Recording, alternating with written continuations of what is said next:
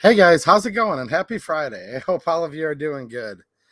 Yes, I do have trillions here with me tonight in studio, and I'm going to give some of that away. And we're also going to talk about some of the topics that I've done videos on throughout the week. Instead of just listing all of the different things that the AFT, ATF, whatever you want to call them, is trying to ban, promulgate rules, modernize the definition of the 2A, I figured I'd just say, is the ATF going to ban everything? Well, give them time, because what I've noticed lately is the difference between a conspiracy theory and the absolute truth is wait a couple weeks or maybe wait a couple days. Also, that omnibus bill's passed. That's why I'm trying to hedge against it with trillions of dollars, as well as billions of Zimbabwe dollars. What does this new rule mean as far as frames, receivers? What does this new letter mean? What does the court case in Texas mean? I'm not sure, but I know you guys had a bunch of questions and I do want to talk about it. But before we get going, I want to thank all of you for your generous support. Those of you that help keep this channel going, you guys are my sponsors. We started off with an awesome super chat from Rudy Finney. Thank you so much, dude. I really appreciate it. Right before the stream started, I want to thank all the channel members, Patreon supporters, and all of you that support me over on Locals. Locals is a censorship-free site. It's completely free to join, or you can support for additional perks, and you can actually financially support the channel totally free by being a free member on Locals. Go over there and check it out. We're like 9 members away from 3,000, and I don't care about my numbers here, but I was hoping I could hit 3,000 by New Year's because it's an alternative site that's kind of like we can do whatever we want over there without the censorship of big tech. So I appreciate all of you who are on my Locals community. And I do extra content there, including live streams where I can touch guns, which I can't do on YouTube. Also, a way you guys can support the channel totally for free is my Amazon link. It's down in the description of this and all of my videos. And just simply by using it before you do your normal shopping helps the channel, and I can put it all back and create content for you all. So, one more thing. For those of you watching live or on replay, I know a lot of you guys enjoy this as a podcast afterwards, so hope you enjoy the replay. If you're listening later, hope you guys are enjoying it now live. You'll see another live stream posted. I don't normally do these on YouTube, but I'm going to do a New Year's Eve, New Year's celebration stream tomorrow night, so check that out. It's already posted up on my channel. You can set your reminder. We're going to do a little bit earlier in the night. Other people will be streaming after me later on, I'm sure. But yeah, I'm going to give away tons of cool stuff in the stream tomorrow night. This one, we're going to talk about some important issues. Tomorrow night, we're just going to kind of have fun and say Happy New Year's for about an hour or so. So, the AFT. They're at it again, as if they're super ambiguous frames and receivers rule. This has to do with the ability to make your own firearm. I want to emphasize that right off the rip, which is something that was totally lawful to do here in America before the United States of America was a country. And I'm sure, God, the colonists were able to be well armed, aren't you? That they were able to make their own firearms. It's not the fact that there's something that allows you to make your own firearms. That seems to be a big misconception. I had somebody come in a comment just the other day and they said, show me the law that says that I'm allowed to make my own firearm. And I thought about that for a minute and I'm like, well, the law, which is the supreme law of the land, the Constitution of the United States of America, it is the supreme law of the land. That's literally what it says in the Supremacy Clause. Well, with the Bill of Rights and all amendments becoming part of the Constitution, there is a supreme law of the land that protects your right to keep and bear arms, and that's simply the Second Amendment. It doesn't just say the what, it says the why. And this goes back to the Founding Fathers being able to keep and bear arms, build their own firearms, and everybody who's been an American ever since. Here's why it's so important. A well-regulated militia being necessary to the security of a free state. Not optional, not it would be nice if, oh, wouldn't that be great? No. They used words that were very, very pointed. And the Founding Fathers were very eloquent speakers. And they could have used any words they wanted to, quite frankly. They could have written it in Latin. They could have written it in English. No, it simply states a well-regulated militia being necessary to the security of a free state. The right of the people to keep and bear arms shall not be infringed. That's the supreme law of the land. But it doesn't grant you the right to keep and bear arms, actually. It tells the government, hands off, shall not be infringed. Don't tread on me. Your rights are endowed by your Creator, certain unalienable rights. Among these, not limited to, but among these are life, liberty, and the pursuit of happiness. And the government would be instituted among men, and the only reason the government would exist at all, the only legitimate government, according to the Founding Fathers, would be to protect those natural rights. But who is the government? Is the government the one that's failing us right now? Well, certainly when they take an oath to protect and defend, but they sit and undermine, and they ban, and they tread more and more and more, and they put the boot on the neck of the American people to make it hard financially, to put many, many hurdles in place to keep and bear arms. Certainly it's the fault of the people in Washington, D.C., and in virtually all of your home states, and even in many of your counties, many of your school boards, many of your township halls. But before we go pointing the finger, because you point one at somebody, the rest are pointing right back at you, I think it's time for us to look at ourselves. Because if we have a government that's supposed to be instituted among men and only operate at the consent of the governed, then that either means one of two things. Either, first of all, things have been too good for too long in this country, and good times make weak men, and people have gotten so weak they keep delegating more and more power and unjust authority to people who sit in their Capitol building. That could be part of the reason, right? And I think that's been happening. The other thing is the consent of the governed. Either everybody consents, which I know isn't the case. I know I don't consent.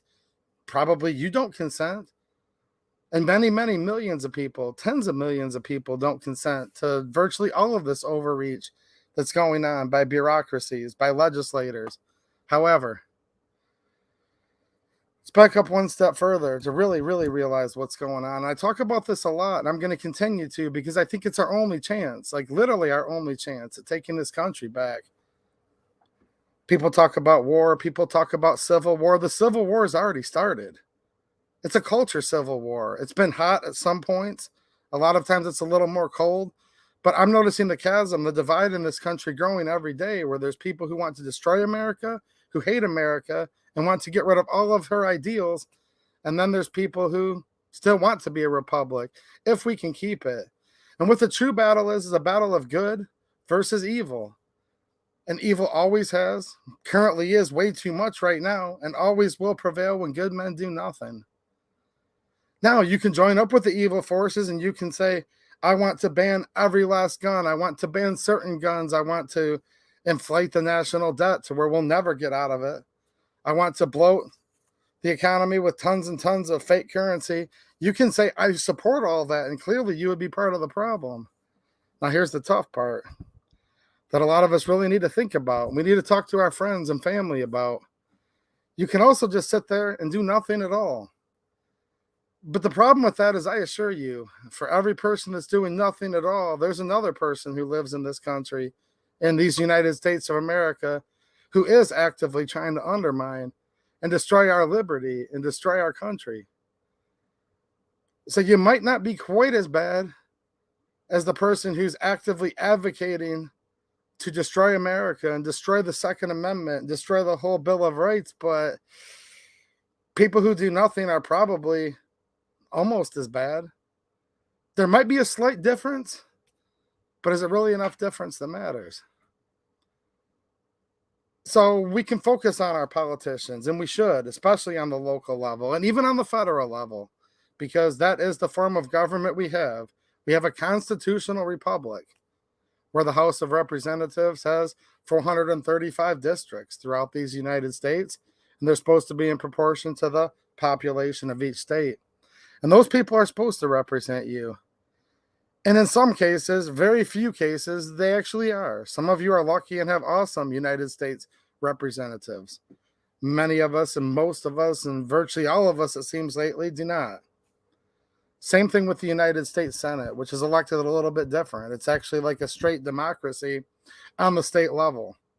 You know, that's not how the country was founded, right? It used to be the state legislators that would appoint the United States senators.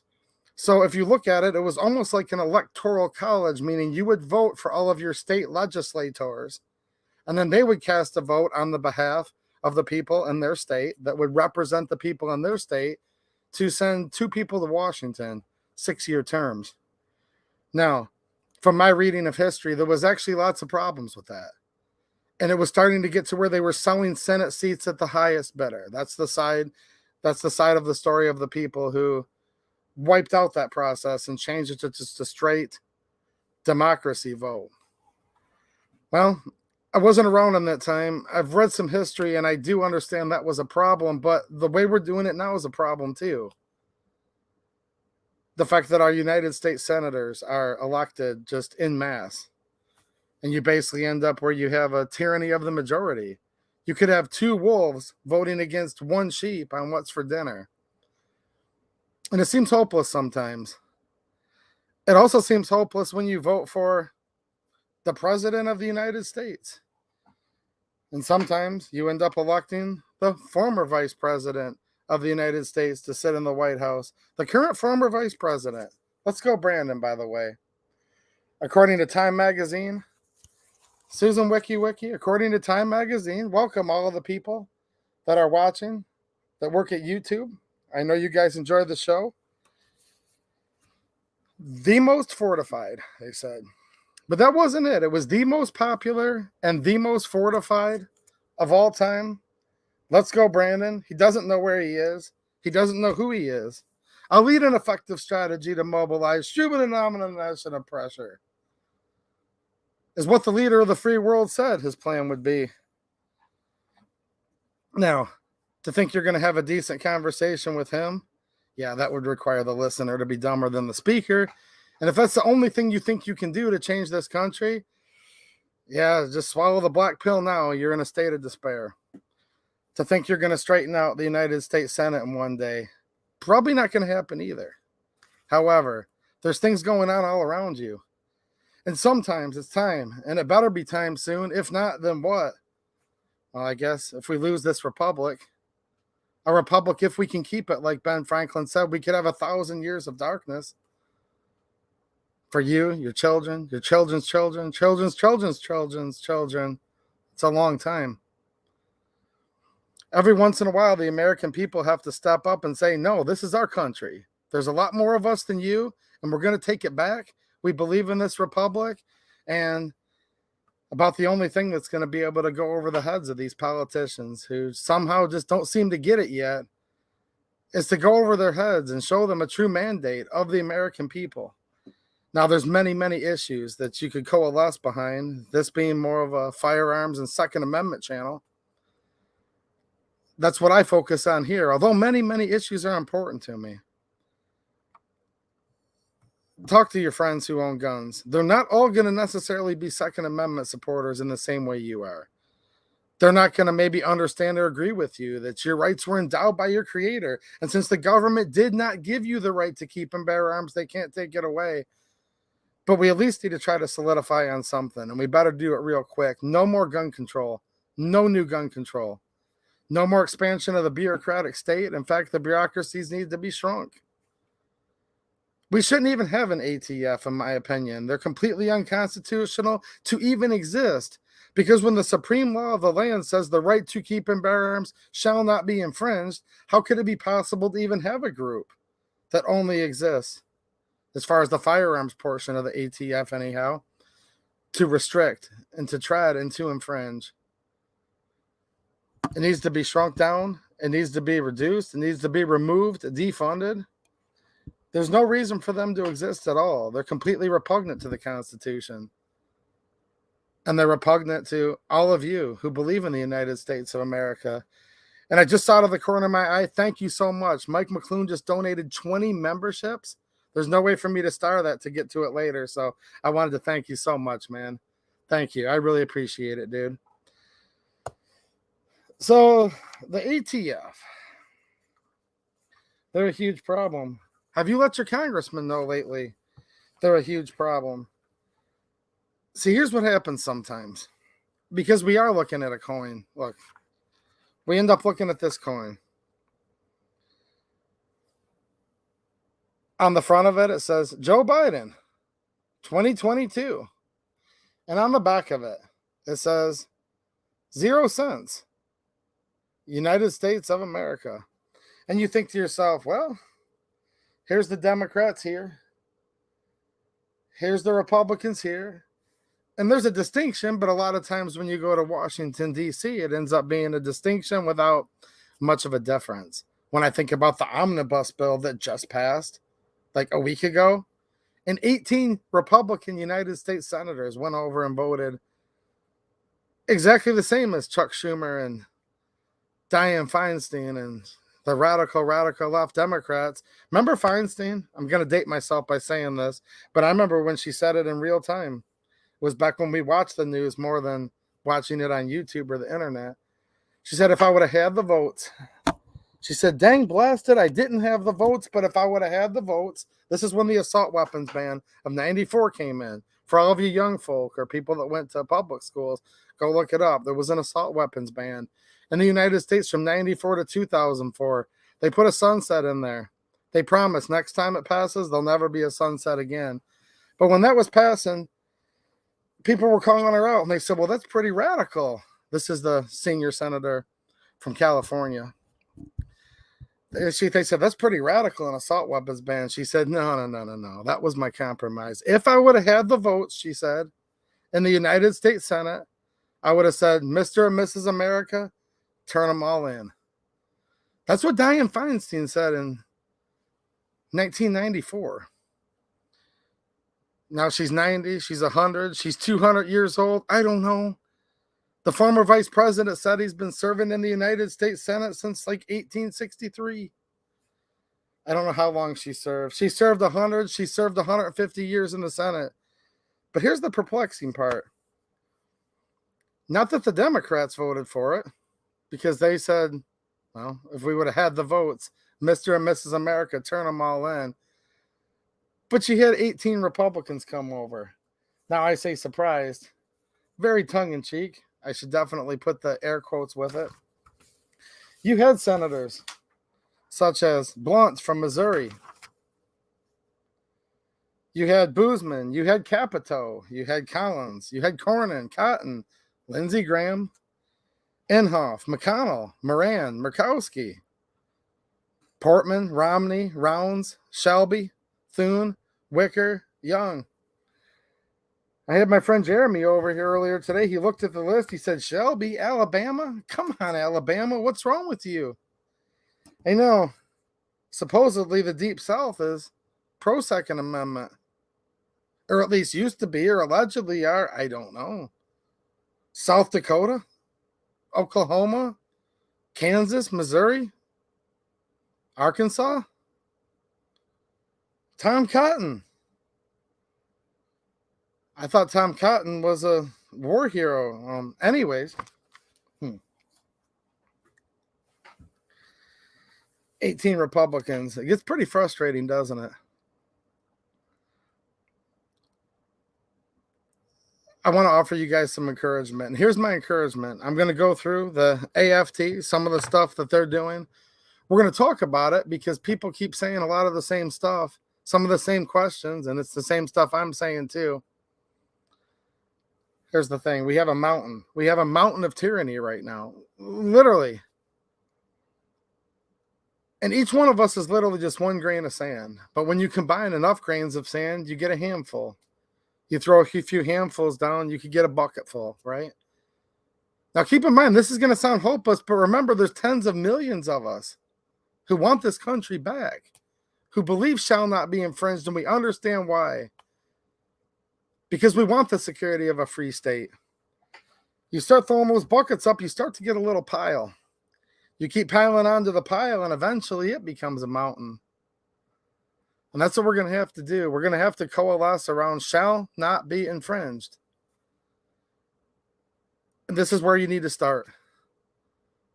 Hanging out in chats like this, where we're just talking about stuff. We're regular people. None of us are particularly important or special as far as certain things go, but actually, we're actually the most important. And you all are very, very special, and you need to have some self-confidence. And I want to encourage you to have that. Start talking to your friends. Start talking to your family, people at work, people at church, people on the streets. You know how to do it. Just talk to people about these topics.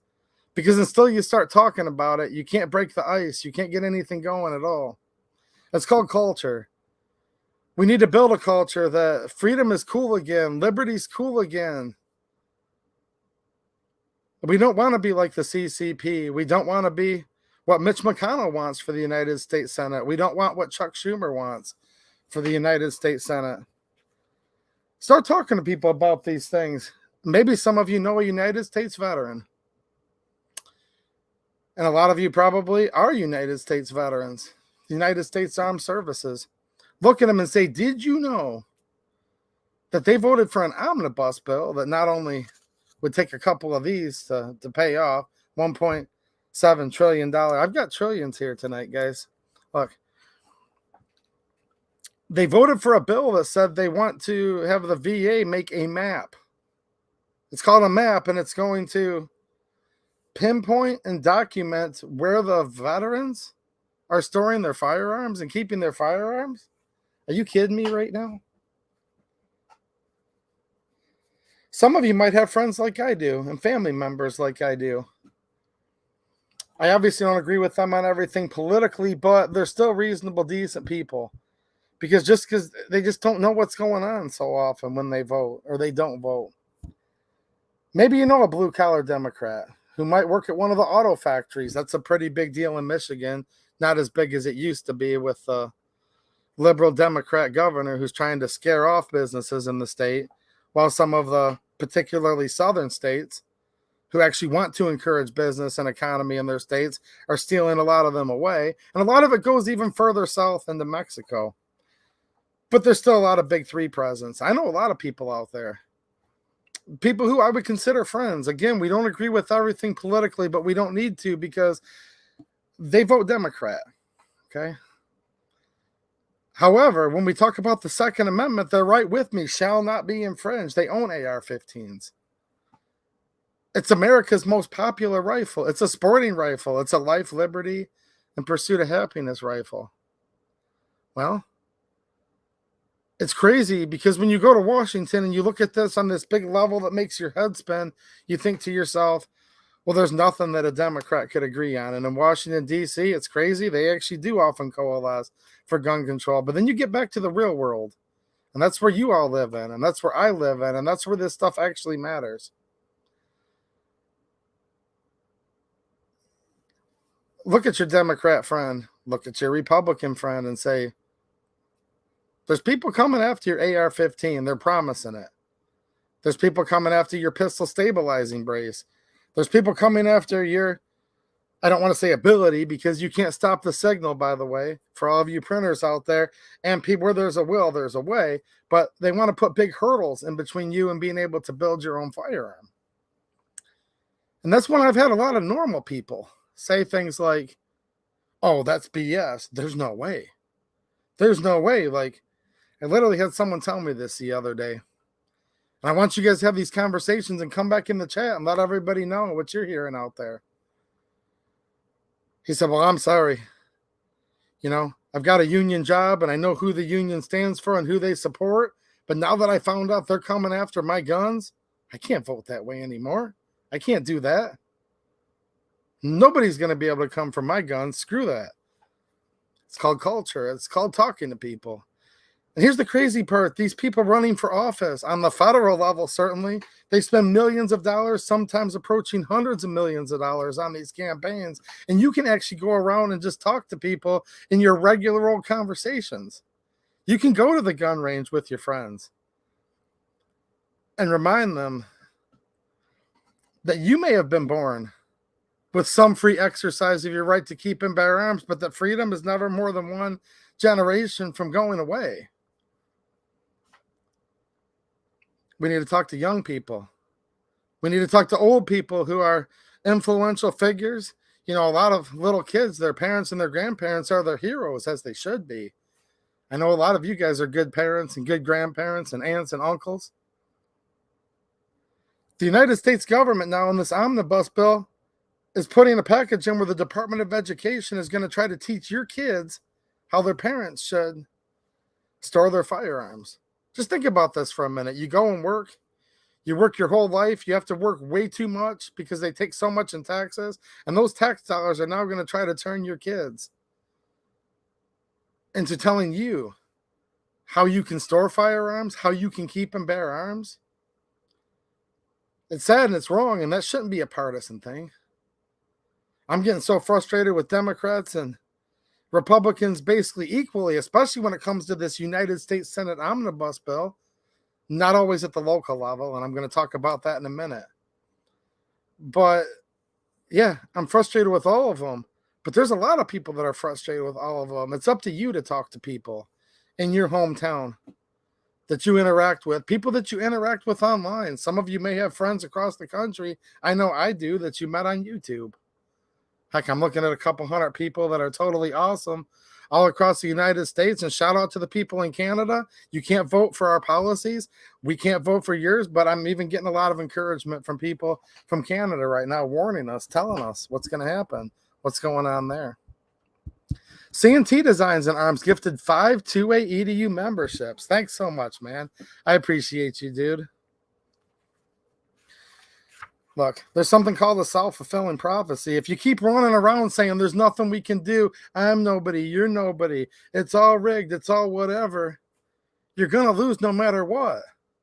Obviously, because you just told yourself so.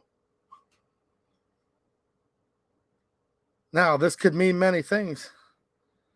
But I'm telling you right now, whether you want it or not, I said this earlier, I want to say it again because people are coming into the stream as it goes on. We're in the middle of a culture war in this country. We really, really are. Now, you might not know what's going on yet, but I think a lot of you do, or you probably wouldn't be hanging out here right now. And I'm glad you guys are, but a lot of your friends don't. A lot of your family don't, because I'm talking to normal people who are very smart people. They're very fine people. They just don't know what's going on. And they say, excuse me, what did you say about what they want to make a map of veterans and where they store their firearms? Somebody just said this to me the other day, a local person. They said, you mean in China, right? I said, no, in the United States of America. Look at the omnibus bill. They want a map. And then I said they also want to try to spread the news to disinterest women and discourage women from keeping and bearing arms. And the person looked at me and they said, excuse me? So that was something just the Republicans wanted, right? Because they're the bigots and that's what they've been brainwashing people for years. I said, no, the Democrats control the House. The Democrats control the Senate. Yeah, but I thought the Democrats were progressive and they're pro-feminism and pro-women. I'm like, no, all of this stuff is the opposite. Look, gun control, the Democrat Party who panders to people by the color of their skin, they starts with a K and ends with a K. You can look it up. It's literally provably true. The Republican Party, Abe Lincoln signed the Emancipation Proclamation. People don't know that. People think he was a Democrat. Now, you go further. Women, yeah. The Democrats want to destroy women too.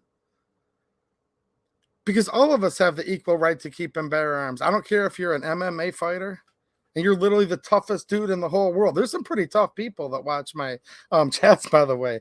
I see some of your avatars, some of your videos. I'm like, yeah, I'm glad these guys in the chat are friends with me, because there's some people I wouldn't want to mess with that watch my streams. But we're friends, so I don't need to worry about it, right? Look, the Second Amendment protects that person's right to keep and bear arms just as much, 100% identical, as the 90-year-old lady that's 4'6" and weighs 87 pounds soaking wet, but she's spry and she's cool and she's a good aim. Protects everybody equally. But who do you think actually may or may not, depending on the situation, need a firearm? Well, if they had to go hand in hand with each other, I doubt the 90-year-old lady, she's spry. Don't get me wrong, and don't mess with an old lady like that because you never know what they could do. However, she probably could use a gun to protect herself more than the MMA championship fighter. Now they're going after women. How is it that they're literally going after everybody right now, even the people that they pander to and they promise to protect? But half the country or so, back and forth, like I said, the most fortified of all time. I have to say that on YouTube. Half the people are voting for something, but these people are basically against almost everybody. We need to actually have these conversations, and that's why I'm having it now. And I want you guys to have your own conversations because a lot of you are going to think of better things to say than me, but I want to bring the topic up just so that we can get it out there and we can think about this. It took us almost 250 years to get to where we are right now with the way everything's going, okay? We're not going to dig ourselves out of this hole overnight. We're not going to dig it out tomorrow. But I'll tell you what, you first have to slow it down and stop it. Stop the speed in which the tyranny is evolving. Once you can put the brakes on something, then you can start to slowly start pushing it backwards. And that's where you all come into play. And that's where you all are very, very important. I want to think about that because there's just so much stuff lately. There's this news release. Look at this. I did a video on this. ATF issues open letter to FFLs to clarify application of frames or receiver. Final rule on certain semi-automatic pistol frames. And it's like, are they banning polymer? Are they banning everything? I don't know. But they did put out a dog calendar. Anyone have one of these? You can get it from their website.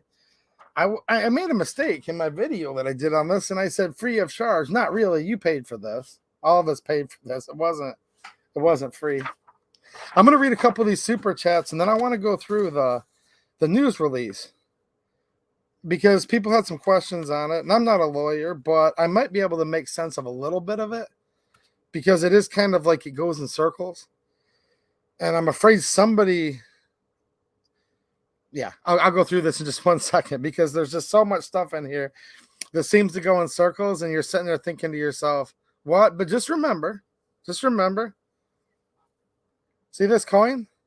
I set some of these out this week. Tomorrow night on my stream, I'm going to stream for about an hour or so. I'm going to give away tons of cool stuff, by the way, tomorrow night. So if you're free for about an hour, anyone like the wheat penny? 0 cents. All right, Linda, get all those nice super chats starting queued up in the line there. Before I do that, I want to give a quick shout out. I see a couple of my friends in the chat. Good channels. Check out their channels, by the way. We've got Clover Tech and Ghost Tactical, and they're actually doing something pretty cool. For reference, go over to my YouTube community page, okay? I put a little description in there and the links to their site. So they're going to be going to SHOT Show, which is an awesome event. You can get the scoop on new products, the way the industry's moving, all kinds of stuff that's going on. Information that I would like to know. Now, unfortunately, I don't have a lot of money and had to prioritize different things. Next year, I'm planning on getting ready to go, meaning 2024. But I'm not able to make it to the SHOT Show. And a lot of you probably aren't going to be able to make it there either. But they're going, and they're going to be coming back on their channels, giving us the scoop on all the cool stuff. Now, if you look at what they actually did, go over to my community page. You guys will see what I mean. They could have done this. They could have gone to some of the industry people because they both know people in the industry and said, hey, will you just sponsor us to go? Give us a couple grand because that's, what it costs for a couple people to go across the country to go on an event like that. And they could have done that, but they didn't do that. So what they did is they made these stickers. And I've bought 5 of them. I just don't have them yet because this is the last couple days till this thing's over.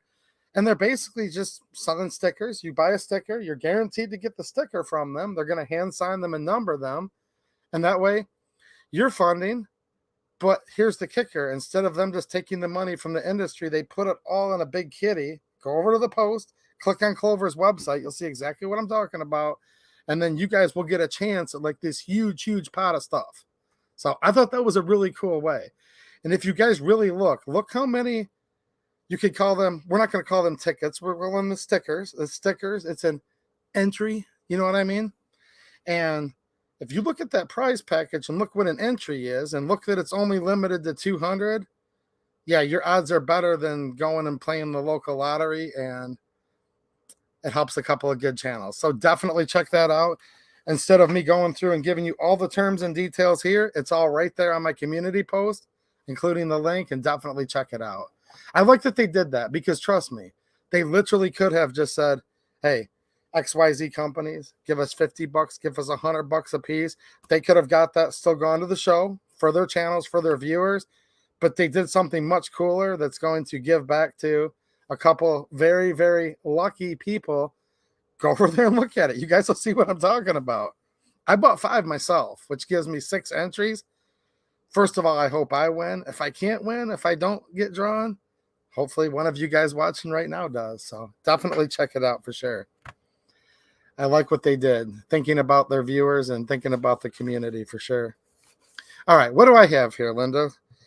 I saw some super chats come in, and I want to read those. What do you guys want to talk about? The frames and receivers rule. Wanted to go over a couple things about this omnibus bill, because I talked about it last week in the stream, but I still have people every day. I'm like, so what do you think? You know, talking to some of my veteran friends. Do you like the old thumbtack on the map? And they're like, what are you talking about? I'm like, the map of where you keep and bear arms. No problem, Clover Tech. I appreciate you. And look, guys, I just want to say this on a personal level. Don't make this sway whether you want to help them with their venture or not, because I do think it's awesome, and they're really giving back a lot to you guys. But there's a lot of new viewers here. And my friend Clover Tech, there was some things that happened to the channel last summer. I didn't know what was going on. I was half tempted just to quit and give this up, and was like, I'm done with all of it. He has spent more time than you guys want to know behind the scenes, helping me with understanding and navigating the many terms that there are here on YouTube, the rules, the whatevers, that can be almost as complicated sometimes as an omnibus bill, because you just don't know. And he's literally served as, I want to say friend first and foremost, but like a consultant. And he's actually helped this channel more than you guys would probably even know, because I was very frustrated. And I even continue to be frustrated here and there, but just to be able to navigate through the process of being a firearms channel on YouTube, it can be pretty tough. So I want to give him a huge shout out for that. And I appreciate it, man. All right. What have we got here, Linda? Do you guys want to talk about the omnibus, the letter, or what do you guys think? I mean, hold on a minute. Now, they look like nice dogs. Somebody brought up something, though. There's not much diversity in these. I got a few comments. You know what I'm saying? I'm not giving up. I just want to say, all of us need allies. All of us need people in our corner. You guys are in my corner. It's not very diverse, but hey, I mean, the ATF, look, they're trolling us good, guys. They're trolling us good, okay? All right, let me go through here. I'm not sure. Maybe Linda got busy here, which I understand, because I always start my stream so late. I see the Reptile guys just became a new member. Thanks a lot, man. I appreciate it, dude. And it is now allowing me to see new channel members over here. There's a little bit that gets lost in the shuffle, guys, just so you know. Like when you guys gift memberships, Linda's typing all that out. I really appreciate you doing that, because some of the stuff doesn't translate over to StreamYard, but I see the new members are. Fun to Learn just became a member. What's happening, dude? We got to hang out about a couple months ago now. Geez, time flies. CNT Design and Arms just became a new member. Dude, he won last week. The case, I filled that case up with all kinds of stuff. Did you get that yet? If not, hopefully tomorrow. I sent about 20 more things out to you guys from last week. So hopefully you guys have some more stuff coming in. And check out my stream tomorrow. It's earlier than this. I'm just going to do it for about an hour. Don't know if my friend DLD is going to be streaming. DLD After Dark usually streams on a Saturday night, but we're going to be in there kind of short and sweet and do a little bit of a hangout. All right, let me get over here and get these super chats lined up. Rudy Fenney, of course, has started out pre-chat with a very generous super chat. Thank you so much, dude. I appreciate it, man. I sent you a box of stuff. Hopefully you got it the other day. Rudy Fenney with another super chat. And speak of the devil, I didn't even know this. I'm just now reading these. He said, happy birthday, DLD. So happy birthday, man. Thank you. I did not know it was your birthday today.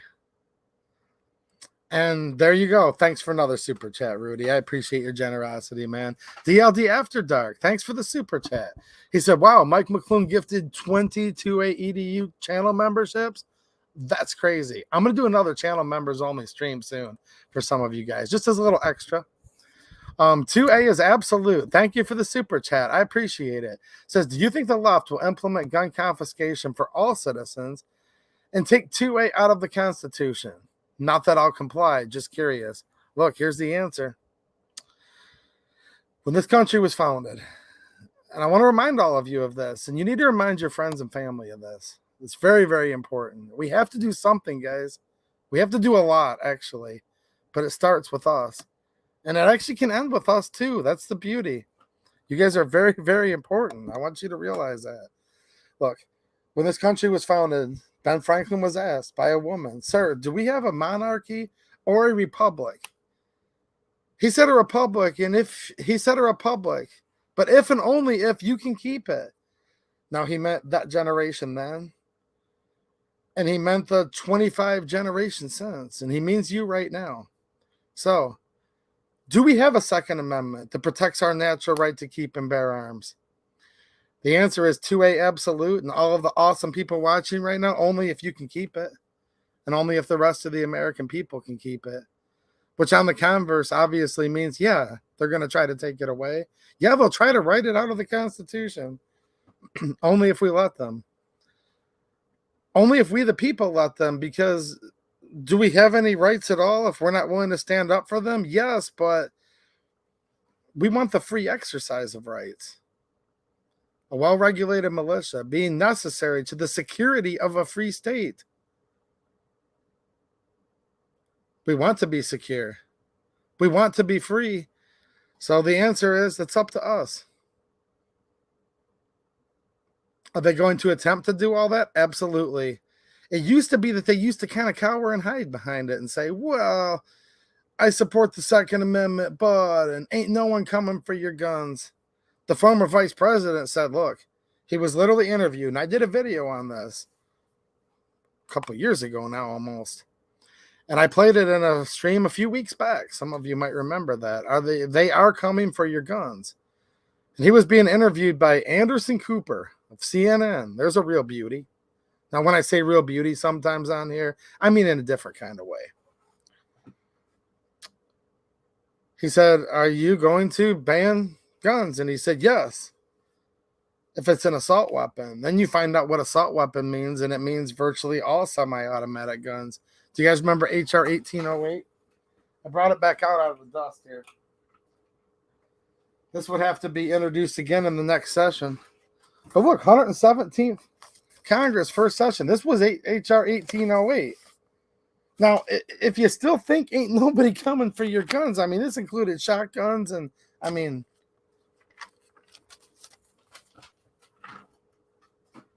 I don't know. It's up to you, man, and up to everybody who's an American, whether they're going to do it or not, but they sure are trying, and they're not even afraid to say it anymore. Marco Polo with a super chat and a channel member. Thanks so much, man. I appreciate it, dude. He said, McClune is very nice. Yes, he is. Thank you, McClune. Thank you, Marco. I appreciate you always being here, man, and being a good supporter of the channel. Thank you. We've got Jesse Meek with a super chat. Thanks, dude. You're always a generous contributor. Sometimes you duck out before I get to read your chat, but I always read them, man. Hopefully you're still here.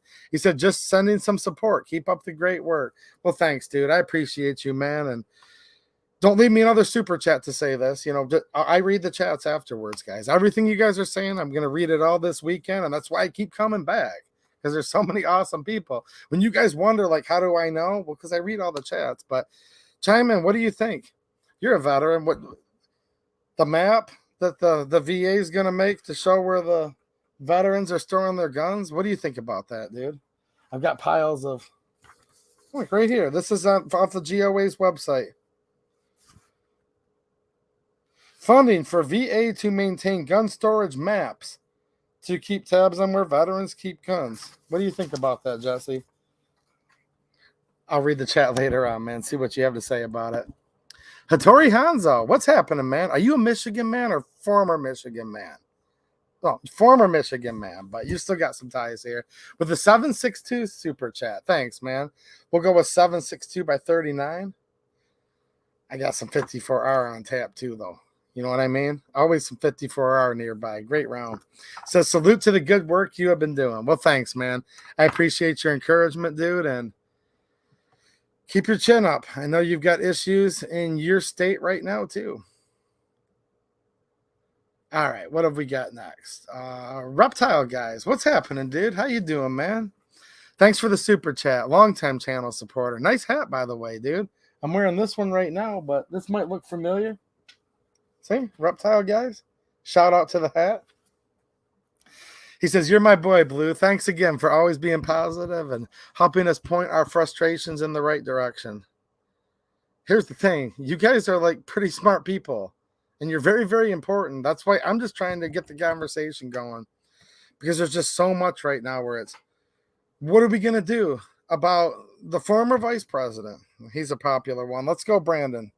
What are we going to do about him? Well, let's try to control what we can control. There's a lot of us. There's a lot of people out there.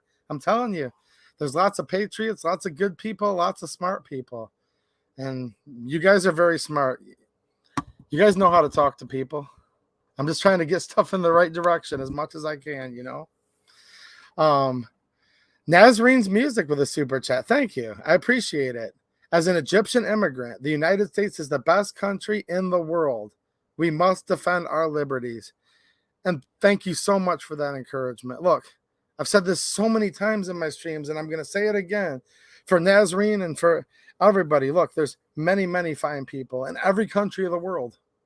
Obviously, Egypt, China. I don't get any comments, though, from people who live in China in this channel. Did you guys know that? I've never received a comment from a Chinese person. Oh, that's right, because China completely eviscerates the free internet. Yeah. They don't have a First Amendment in China or a Second Amendment in China, by the way. But there's many, many fine people who live there. People from Brazil who come in and chime in all the time. Australia, the UK, Canada. And I want everybody to be proud of their country, because there's many fine people who live in every country of the world. However, I keep hearing it over and over again. As much as we complain about what's going on here, and we need to complain because it's not okay, because we need better than what we have here, and we can do better, and we have done better before, and we need to start doing better again. People will come in and say the United States is still the best country in the world. Here's the problem. I think Nazrene understands this problem, and I hope all of you do, and I think you do, but you need to make sure your friends understand this. Here's the problem. I know Nazrene probably loves her country and loves many, many people in Egypt. I've never been there, but I just know there's good people everywhere, and there's lots of awesome things in that country. She doesn't want to be there for whatever reason. She wants to be here, but here's the problem. If the United States falls and we lose our right to keep and bear arms, because I love the whole Bill of Rights, and our Bill of Rights that doesn't grant us rights but prohibits the government from treading, is one of the singular things that makes the United States different than the rest of the world. And God bless the many, many fine people who live throughout the world, and I have much love for them, but I don't want to be like any other country. I want to live in the country that was founded where the government would only exist to protect our natural rights. And I love the Bill of Rights, every last word of it, but I believe the Second Amendment. This is why I put it just a little bit above the rest. Now, they're all just as important, because if we can't talk about it and lose the First Amendment, look, you can't just pull one brick out with the whole how it's falling. However, the Second Amendment was put there not for if, but for when they come for all the rest. And I truly believe that. And I know for a fact the founding fathers believed that because you can read it in their debates, in their letters, in their journals, in some of the original founding documents that didn't quite make the cut for the Constitution. The history's there. You can go read it. Here's the problem, though. This is a problem, and it's actually a great opportunity. People leave places in the world and come to America. And they maybe haven't had the good times all of us have. And good times make weak men, and bad times make strong men. And people will come over here, and they're very strong, and they see that there's a government that's supposed to protect our natural rights rather than granting it to you, which is how many in most countries look at it. That's a difference. Think about it, guys. In America, our founding fathers realized that our rights, all men are created equal, and they are endowed by their Creator with certain unalienable rights. And among these are life, liberty, and the pursuit of happiness. But they didn't stop with the Declaration. They wrote the Constitution, and they wrote the Bill of Rights, acknowledging pre-existing rights. And a good way to sum up the Bill of Rights is don't tread on me. Other countries say you have the permission and privileges of the crown, of the prince, of the whatever it is, of the emperor, of the Führer, depending where you live and when you lived there. Many different names for it. See, if people are being oppressed in Egypt, they can move to the United States. If people are being oppressed in Australia, they can move to the United States. And many of them become some of the best Americans. And many are some of the smartest Americans. Many people from Latino, Hispanic, South America, Central America. There's lots of controversy about how many illegals are flooding over the border, and that's a totally different topic. But I'll tell you what, many of the Latinos that I know that hang out on this channel are super, super pro Second Amendment. They come from Mexico. They come from Colombia. They come from South America, Peru, Ecuador. I have family, in-laws from Ecuador. Look, they come here because they can't enjoy the freedoms that are endowed by their Creator. We lose America, there's not going to be anywhere else to go. Where are you going to go? Nowhere. So there's lots of encouragement, and we have a chance as long as the American people are willing to go over the head of the government and let them know what this country's supposed to be. But if we lose it, you're not going to be able to go anywhere. I think it's a very, very important topic, and thank you for your super chat. Rudy Finney with another super chat. Thanks so much, dude. I appreciate it, man. Channel member, he said, I did receive the packages. Thank you very much. Well, you're welcome, dude. And you didn't need to send me another super chat to say that. Thanks for being so generous, dude. When I ask you guys questions with the super chats, it doesn't mean like pay more. It means like just leave me a chat and I'll read them all. But thank you so much for being generous, dude. I appreciate it, man. MH Cafe with a $20 super chat. Thank you so much. I appreciate it. And a channel member. I think half the people are channel members right now, thanks to all the generous gift giving that I see. Says, how will the new brace rule affect other firearms that aren't classified as a pistol or SBR? Here's the thing with the braces, guys. I've talked about it a lot, and I thought it was going to drop the day before the Christmas Eve holiday weekend. It didn't. Now we're finding out through documents from one of the current court cases that it's not going to come out until January of the new year. I guess it's good news, but it's not like that good of news because I don't think they're going to spend the next 2 weeks like nixing it or taking it all back. I don't think that's going to happen. Do you guys remember when Obamacare passed? They said, Speaker Pelosi. Oh, geez, Speaker Pelosi. Yeah, she's competing with Feinstein. Pelosi's been in the House for 199 years. Feinstein's been in the Senate for 200 years. The former vice president, he's been a senator. Depends when you ask him. He'll tell you he's still a senator. I'm Joe Biden, and I'm running for the United States Senate. Do you remember when he said that? He said, I'm Joe Biden, and I'm going to beat Joe Biden. Yeah. Vadacaf care, he said. He said, I've been serving in the United States Senate for 250 years. Look, When they passed Obamacare, Pelosi said, well, you have to read the bill to find out what's in the bill. We saw the proposed rule, but then we see, like, when it comes to rules like the firearms, frames, and receivers rules, they'll, like, come and change them and shift them, and they'll do this to it and that to it, and you can read it like this, and it might make a little more sense, right, than if you read it like this. We're going to have to wait and see for some of the details of that. We don't know what the final rule is because they've already basically said that they're making some tweaks to it or changing it or something like that. I don't know. Here's the problem, though, dude. Like, the frames and receivers rule came out in August, and now they put this out to say, well, now we're changing it to mean this. Just remember this with the braces, guys. I want you to remember this. They were deemed totally lawful by the ATF many, many, many times. Approval letters. So you have a document from an agency that says it's legal. And then you could have another document that says now it's not. But then they could come out and put an addendum to it later. I wish I could give you a better answer than that, but it's an honest answer. I think we're just going to have to see exactly what it says for some of those nuances. But I'll be talking about it on the channel. So stay tuned, man. Thank you. DLD After Dark. Thanks, man. Thanks for another super chat for being a channel member. Oh, geez. Yes, I did talk about this last week. I knew I should go over this omnibus bill a little bit more because it's crazy stuff. But don't worry. The omnibus bill, 1.7 trillion. Here's one right here. I've got tons of fun stuff to give away tomorrow night, guys, just so you know. Look at that. I got you guys covered here. Okay. Thoughts on $50K being given to families of slain ATF agents during enforcing new firearms laws.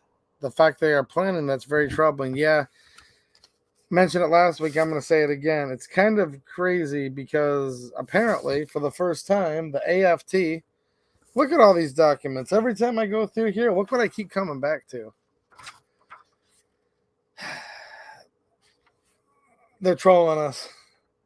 Kind of funny, though. Do you guys see all the trolling that was done to the AFT about a week ago?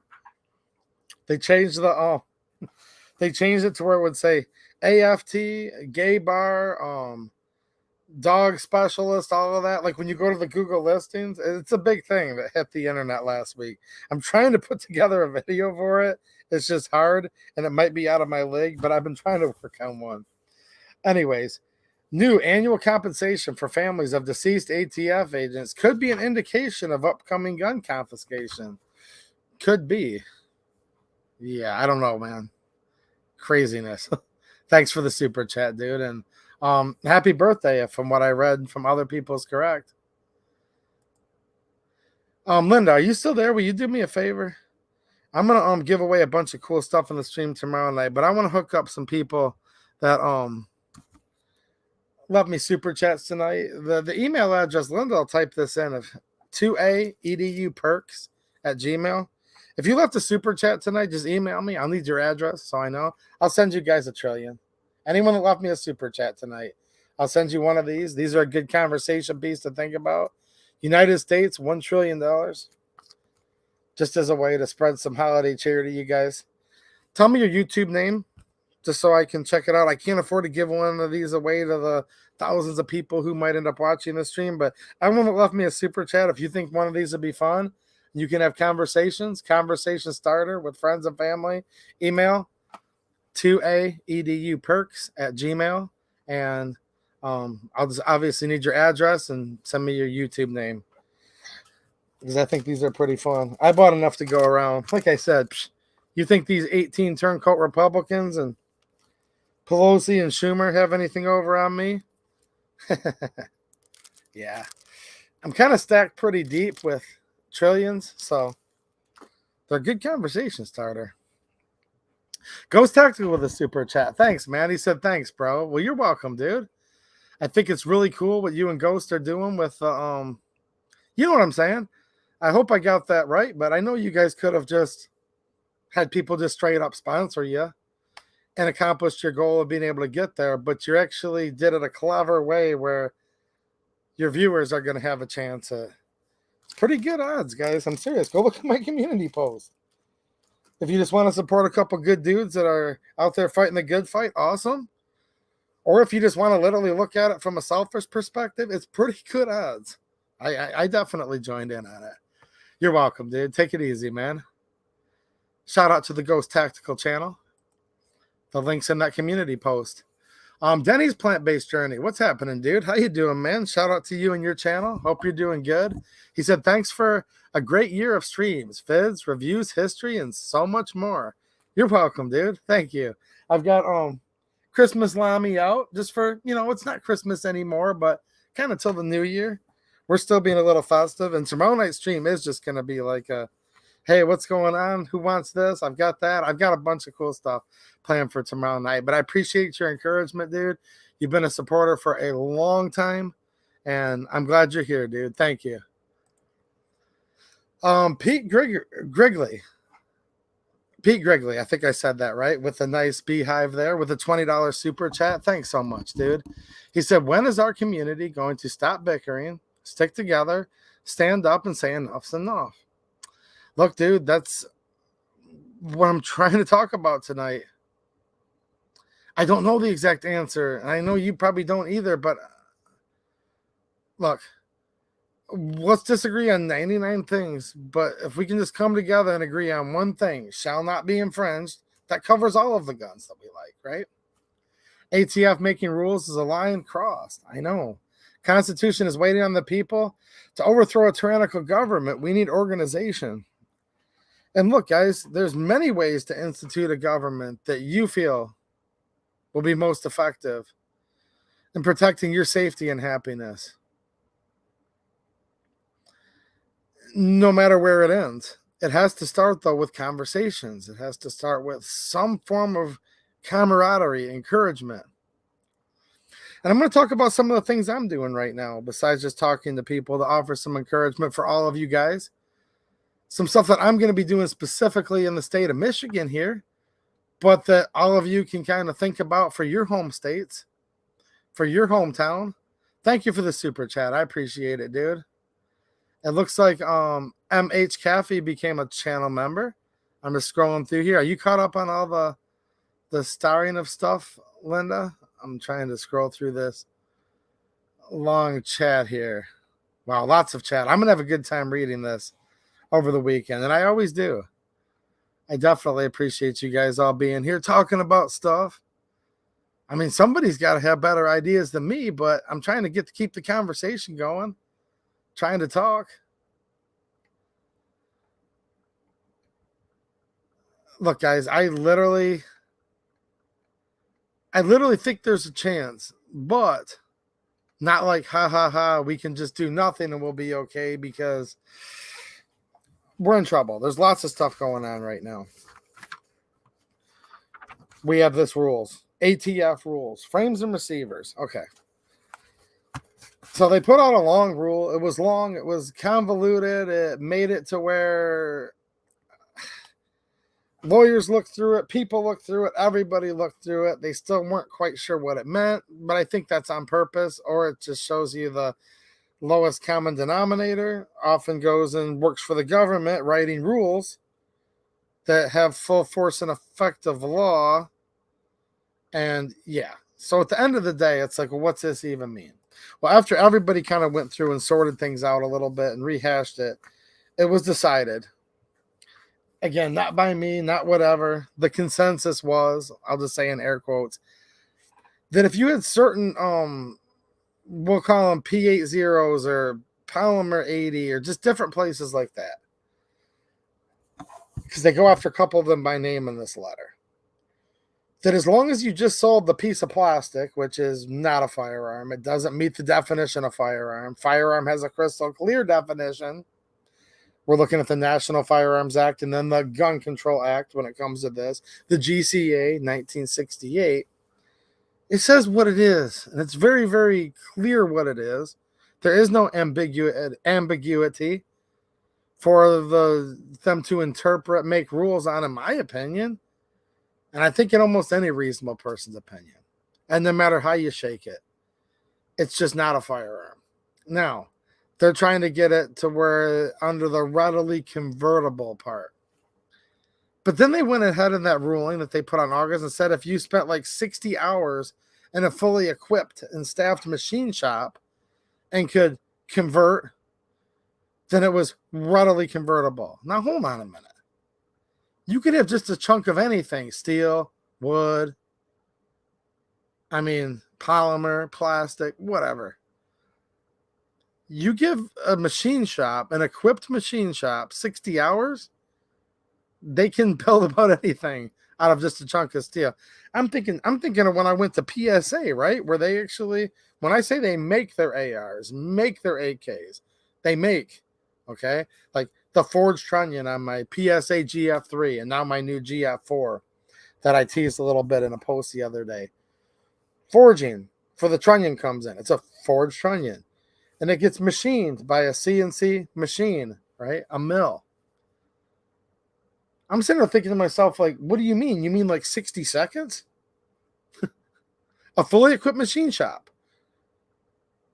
PSA's huger than, if you've never been there, I've been there twice. It's crazy. Way bigger than what you'd even think. Very high tech. Look, 60 hours, it's like, do you mean like they could make 10,000 guns in 60 hours? Okay.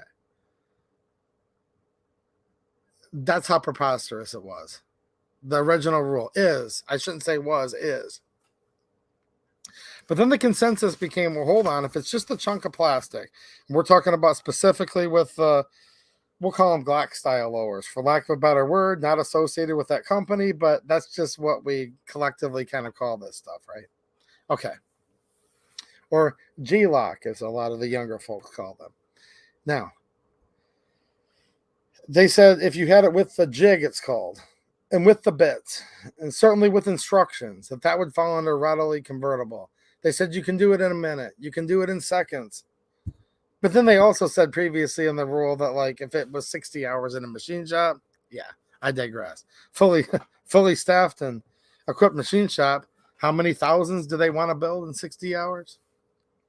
Okay, so the consensus was you could sell just the piece of plastic, which does not meet the definition of a firearm. And if it did not get shipped with a jig, it did not get shipped with the tooling, like the bits, and there weren't instructions with it. And certainly you couldn't do the buy build kit because they had already started confiscating those quite a while before this actual frames and receivers rule came out. So certainly not the whole kit in the box, which at one time was fine.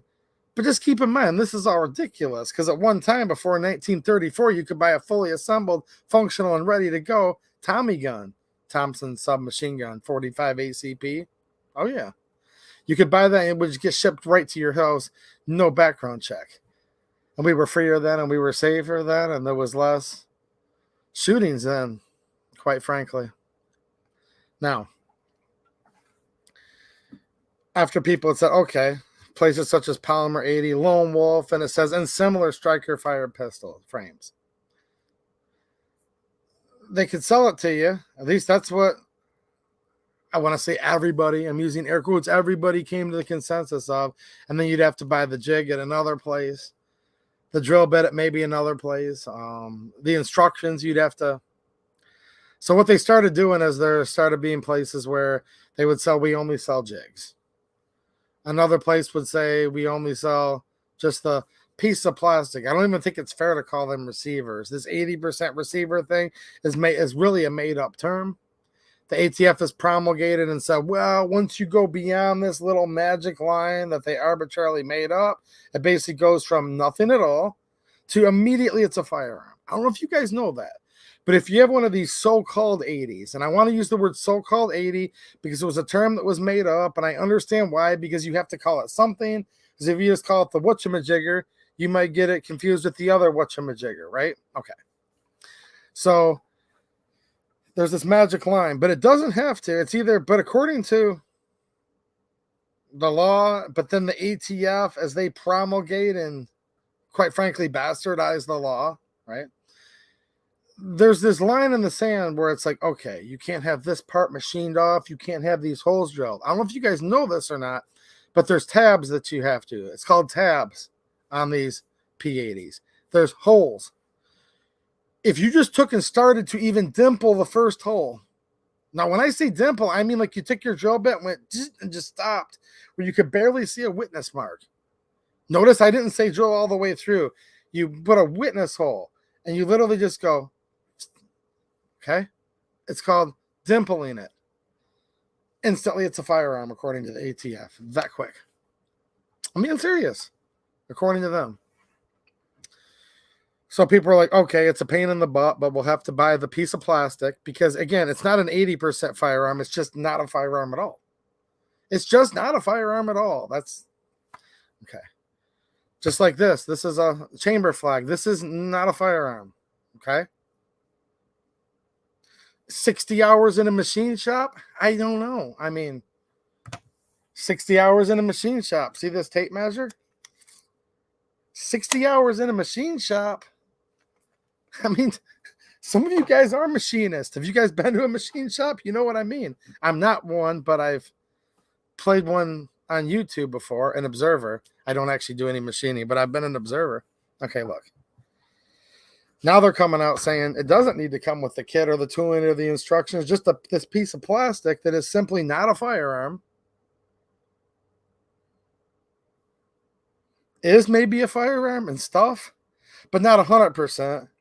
But when it comes to certain things, I'm going to read it real quick. I read it in a video I did the other day. Most of you have probably seen it. But here's the biggest thing before I do. People say, well, the ATF can't make law. Yes, on its face, that's correct. They cannot make law. But here's the problem. It's called the APA, the Administrative Procedures Act, which was passed by Congress. And then that says as long as, okay, look, so there's a law. We're looking at the GCA in this case they're talking about. Sometimes it's the National Firearms Act, sometimes it's the GCA, sometimes it's both. So they're looking at this law. By the way, all gun control laws are unconstitutional, shall not be infringed as the law of the land. Very early Supreme Court case in 1803. 1803, think about this, guys. Marbury v. Madison. It said all laws that are repugnant to the Constitution, they're void. But with that said, there's laws that violate the supreme law of the land and a prior Supreme Court case. Let that sink in. That's where we have problems in this country, and we need to keep talking to people and figure this out. All right. So the APA comes in and says, if there is a statute,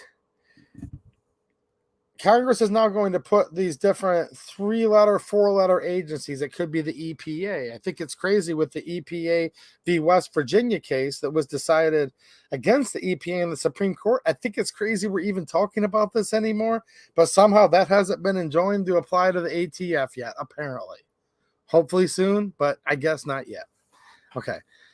So as long as they go through the proper administrative procedures, they're put in charge of promulgating rules that are then used to enforce laws, and they can clarify ambiguous things in laws and offer clarity and promulgations of rules for these laws. Now, this is crazy because it's like, okay, hold on a minute. They write these laws that are thousands of pages thick, 5,000 pages, whatever, 50,000 pages, trillions of dollars. Okay. And they weren't clear enough there with all those words. They need more clarity and rulemaking. Now, look, I'm not a lawyer. I'm not a scholar at this, but I'm trying to put it real simple, and I think it's fair that I'm just giving you the gist of this. So the APA says they have to go through a certain process, which would include public comment periods, things like this.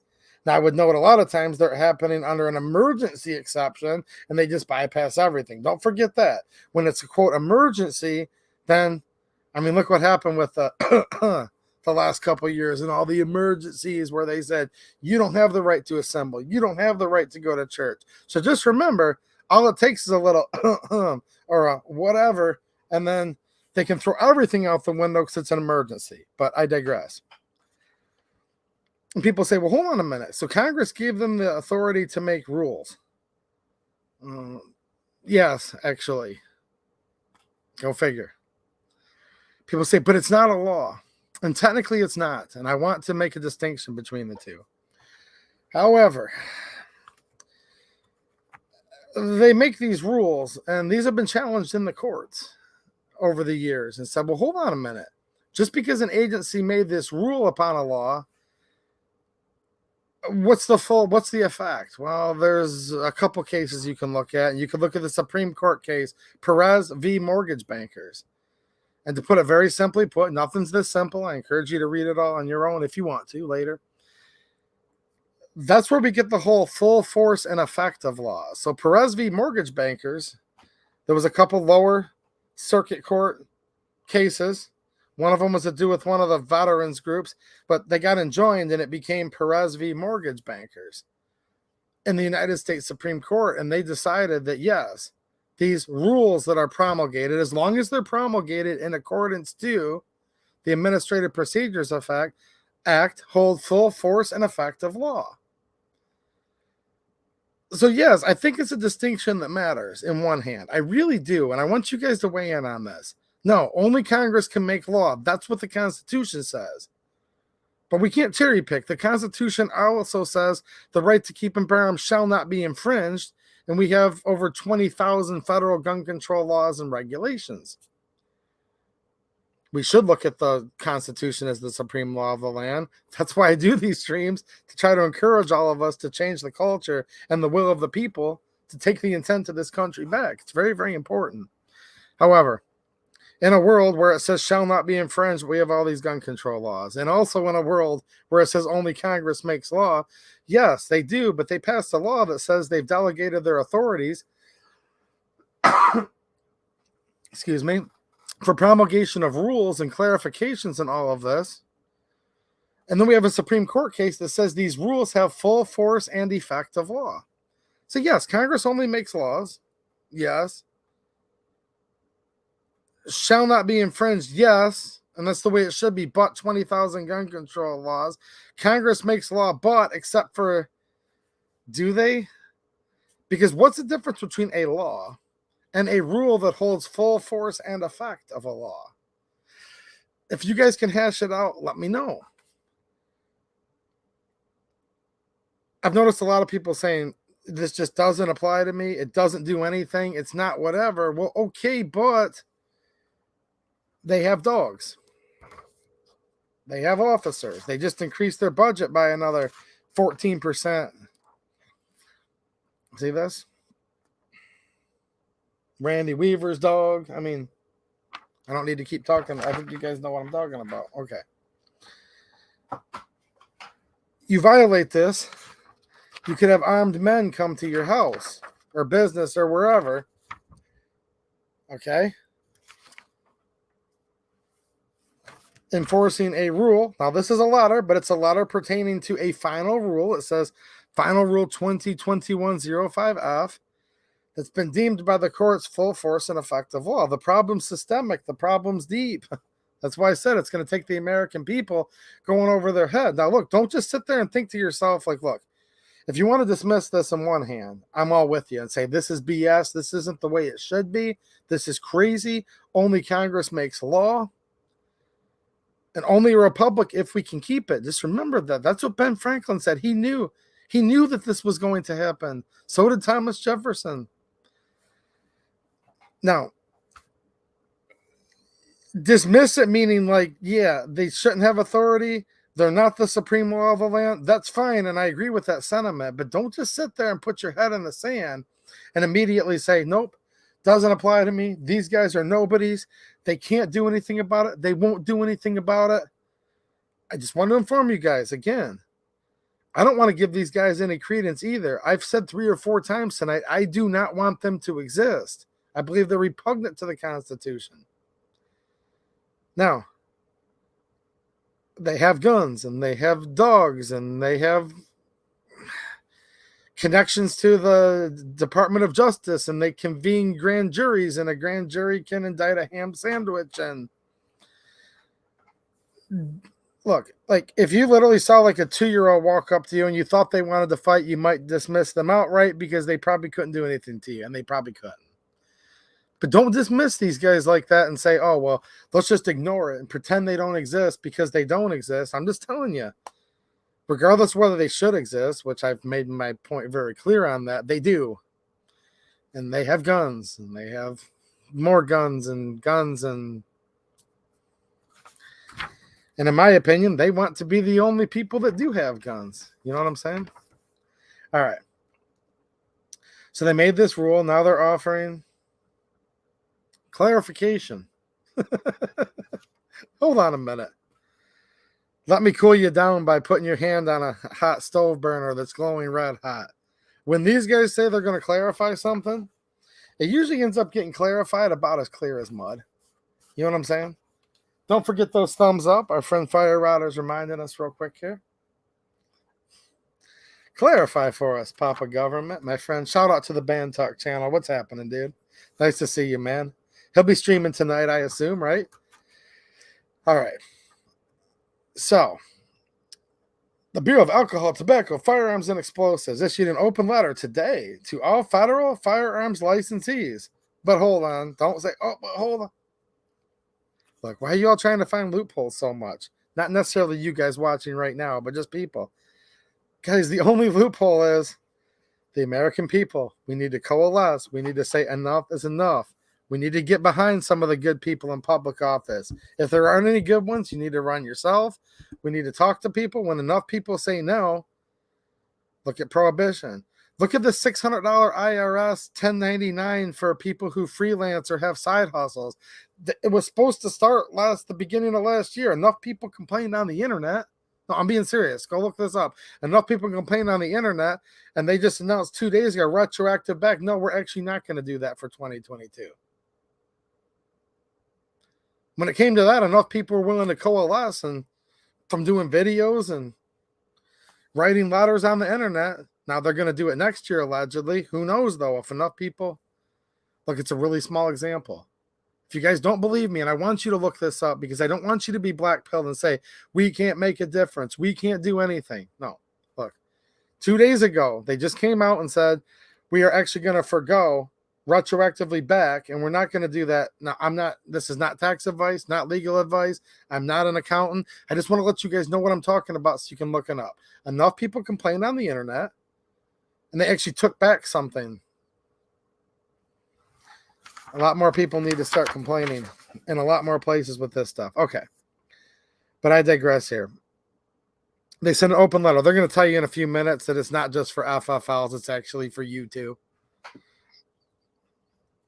Federal firearms licensees regarding the application of the final rule 2021-05F. And after I read this miserable letter, I'm going to talk about some things I'm doing in Michigan and in my hometown. And I want to encourage you guys to do the same. Definition of frame or receiver and identification of firearms on complete polymer 80, lone wolf, and similar semi-automatic pistol frames. In April 2022, the Department of Justice announced, and they put it right there underlined. I mean, they're just telling you they announced it. Like, you better understand, plebe. We just announced. Yeah. A new frame or receiver final rule which modernizes the definition of a firearm. Oh, they're going to modernize it. That's a huge problem. Let's modernize it. What? Let's see here. No militia at all and no free use of arms being necessary to a tyrannical state. The right of bureaucracies to overreach and put their boot on our neck shall not be infringed. Is that what they want to modernize the Second Amendment to say? Well, I'm being a little bit satirical, but I'm not outright joking, actually. And the way they act a lot of times, I wouldn't be surprised if that wasn't what they want to change it to. Somebody asked me earlier, that's what they're going to want to change it to. At least some of them do. I'm kind of convinced of it, but there's a lot more of us than them. We can tell them no. The final rule, which went into effect in August 2022, clarifies that parts kits that are readily convertible to firearms are subject to the same regulations as firearms made by a federal firearms license manufacturer. Today's open letter clarifies to the firearms industry and the public how the August 2022 final rule addresses partially complete, disassembled, or non-functional semi-automatic striker fire pistol frames or parts kits, manufactured, sold, or distributed by Polymer 80, Lone Wolf, and others. And in my opinion, that's a bit disingenuous. First of all, they're saying they're non-functional. Well, if it's non-functional, then what is it? But they're calling these non-functional and non-completed, and they're using all these words: not a completed, assembled, or restored. So in other words, what they're trying to say is it's just simply not a firearm. Because back to the law again, it's either a firearm or it ain't a firearm. Now there's the readily convertible, but they said 60 hours in a machine shop, I believe, right? In their original rule. That's where it just gets crazy.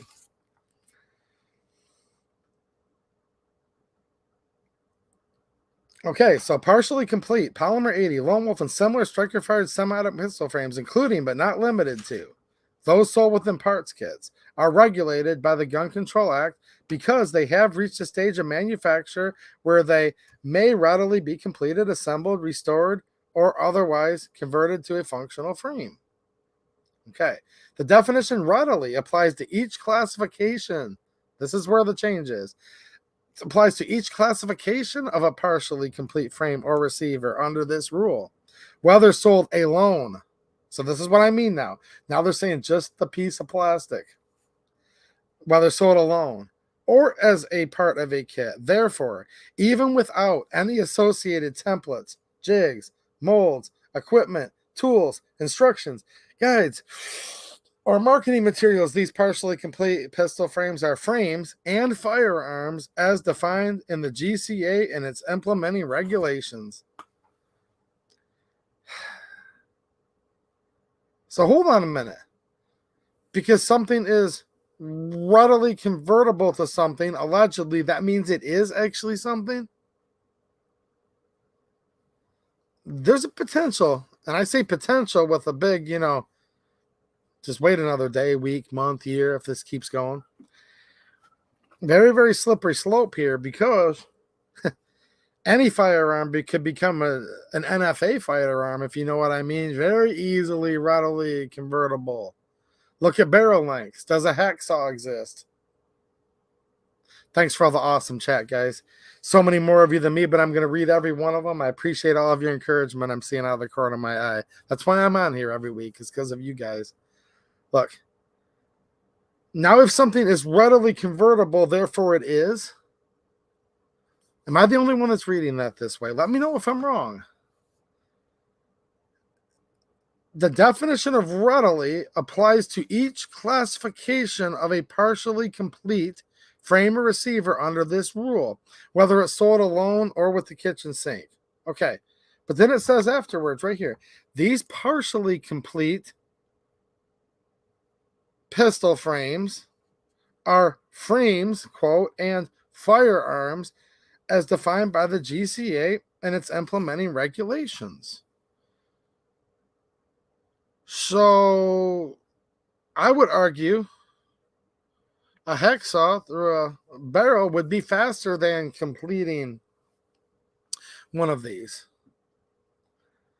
So does everybody's rifle, is it now readily convertible? Now, they're not saying this, but will they? How far is this going to go? Is everybody's rifle now readily convertible to being a short-barreled rifle, therefore it is a short-barreled rifle? Just think about this. You're under arrest. You have a short-barreled rifle, but my rifle has a 20-inch barrel. I know, but in less than 60 hours with a fully staffed machine shop, aka 30 seconds with a hacksaw, you could make it shorter. So that means it is a short-barreled rifle? Same thing with machine guns, certainly in very little time. Does that mean now it is a machine gun? Because it could, in theory. The crazy thing is they say these are non-functional. So hold on a minute. So if I have my car and I have a bare rim, I haven't mounted a tire on it, not going to go down the road too well, am I? All four rims. Okay. Shout out to all the dually owners. My 7.3 Power Stroke, 2000 F350 dump stake, all 6 rims, right? I don't want to leave out the 6-wheeler people out there. All 6 rims are just on the ground. I mean, I'm not really But hold on a minute. There was a piece of rubber spotted off in the distance sitting near it. So therefore now, oh, look, there's 6 pieces of rubber, just random rubber. I don't mean in the shape of a tire, just random rubber, non-functional, totally non-functional. Like literally, like there's 6 old pairs of shoes. There's rubber on the bottoms of them, right? That's laying in the field next to it. So now my F-350 has 6 tires on it, and I can rip roar right down the road and pull my lawnmower behind it. Now, if I try to convince you of that, just think about this for a minute. I've got rims on my truck, and there's 6 shoes laying out there with rubber on the sole, and I'm going to look you straight in the eye and say, good evening, friends. I now have 6 tires on my vehicle, and I'm ready to drive down the road perfectly fine because I have rims on it and 6 shoes laying like away from it. Now, come on. For me to try to convince you, that would require the listener to be dumber than the speaker, and you're not dumb, and your intelligence would be insulted, and you'd say, screw this guy and never watch again, and I would hope you would if I tried to. But they're literally looking at you right here saying, this is totally non-functional. It's not functional according to them. It doesn't meet any definition of a firearm, but since you could, not even saying you would, I know more people that have messed these darn things up trying than have completed them, to be honest with you. I don't want anyone to have to admit. Most people don't admit. That's the thing. They'll email me, 2AEDU. They'll say, I never say this publicly in the comment sections on YouTube, but I had to mess like 3 or 4 up before I got my first one working. Look, more people have messed these up than have built them. I'm being serious. And there's no shame in it. Everyone's not good at this stuff the first time. Now look, because it's non-functional,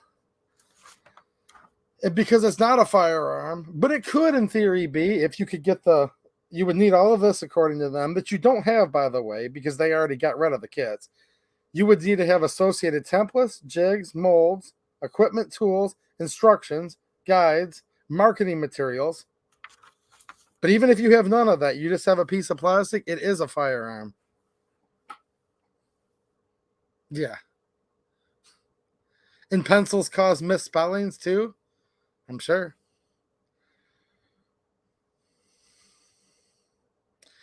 This is a letter, okay? This is a guidance letter. This is a clarification letter. I don't know. And here's the kicker to all this. This letter came out after. Now, it was a different company, not technically P80, okay? Not technically, who are they mentioning? Lone Wolf here. There's so many companies. It was for another company. You just had a federal court in Texas like a couple weeks ago say no. This was before this letter came out. They were saying no. Final Rule 2021-05F. So the original rule, they were saying that wasn't cutting constitutional mustard. Forks made me fat, my friend Dale said. What's happening, Dale? Nice to see you, dude. You've had a scary time the last few weeks, Dale. Awesome to see you, dude. I knew you were going to be around for Christmas. I'm so glad you're here, man. Look, guys. Look, forks cause people to be overweight. You just had a federal court say that the main rule wasn't constitutional. And they put, I think it's called a stay or restraining order. Look, there's been like 35 different court cases with everything in the last like 20 minutes. It's hard for me to keep track of all of them without notes on all of them. After a federal court had said all of this is BS, at least for the plaintiffs, then they come out with this, making it worse. That's what's going on. Look up the Administrative Procedures Act. I don't like it, but I just wanted you guys to know that it's there. And it does say that Congress did write a law saying they give the ability for promulgation of rule making to these agencies. Now, the Supreme Court had something to say about that recently with the EPA v. West Virginia. How does this all tie together? To me, it all comes back to you and me again, the American people. I'm going to read some of these super chats here that have just popped in. And look at this. I've got trillions. Any of you that left a super chat, can you throw that in there real quick, Linda? Email me. I'll send you guys one of these. Just email me your YouTube username, and I'll need your address. I'm not using it for anything other than to get this to your house. These are a cool conversation piece. I'll put it in a sleeve for you. You know what I'm saying? And then tomorrow night, make sure you check out my stream. It's just going to be for about an hour. Okay, we're going to start it earlier, about 8:30. And I have quite a few things that I'm going to give away. Some stuff that I've picked up at events, some 2A EDU specific stuff. Friends of the channel that have donated a couple things. All right, what have we got here? Let me see. I saw a couple super chats.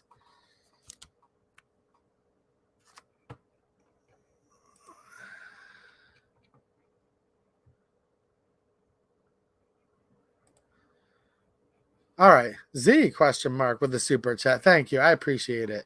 Says, why do we let known criminals write laws that benefit and protect themselves? Dude, I don't know why, but that's what needs to stop. And I'm going to talk about some ideas I have, some stuff I'm going to be doing in the next couple days, couple weeks. Hopefully I'll give you guys some motivation, particularly maybe some of you guys we can hang out because I'm going to my state capital soon. You ever hear that saying, Z? It's like the fox guarding the hen house. I get it, man. I get it. We shouldn't be allowing. But good times make weak men, and people have been weak and allowed a lot of stuff over the years. It's true. That's a good question you asked. I'm hoping you guys are answering that and just thinking about it. You don't have to, type it into my chat tonight, but think about it in your head. Ask your friends that question. You guys know me well enough by now. Those of you that are new, welcome. I'm glad you're here. I'm hoping you're enjoying the stream. It's a heck of a chat. Awesome group in the chat every Friday night. So even if you don't like me, you should still have fun. But you guys know me well enough. I could probably talk about this topic for 2 hours. I'm not going to. I want you guys to ask your friends and family that question. It's a very good question to ask. Here's the crazy part.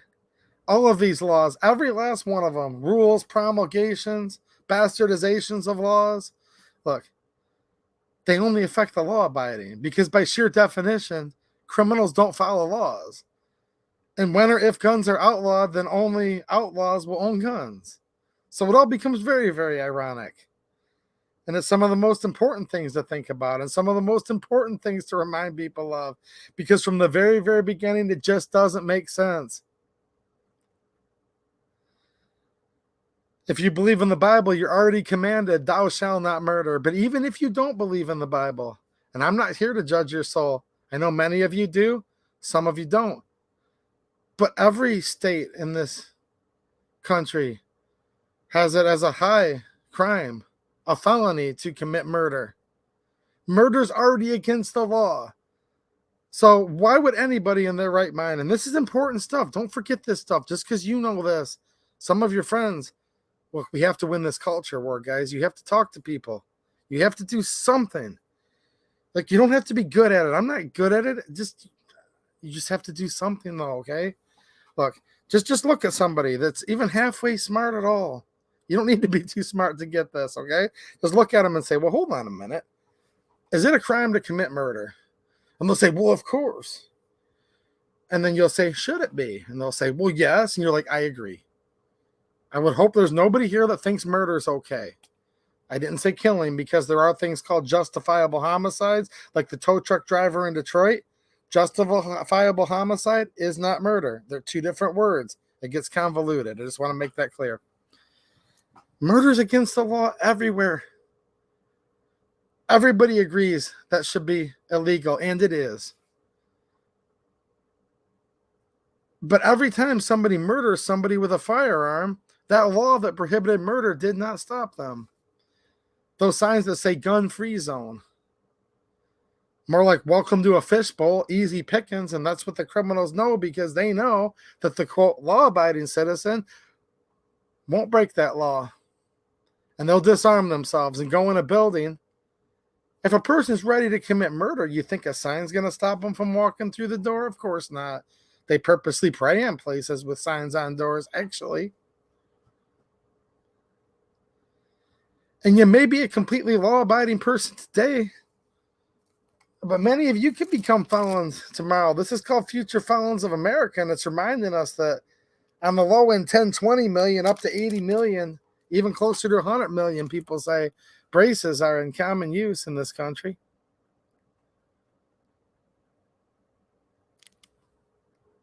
See? It can change just like that.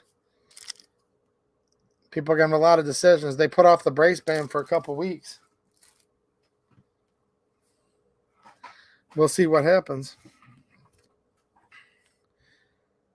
All of these new laws only affect the law abiding by literal definition, because the minute that you're not abiding by the law, then you by definition become a criminal. You know, it's something interesting to think about here.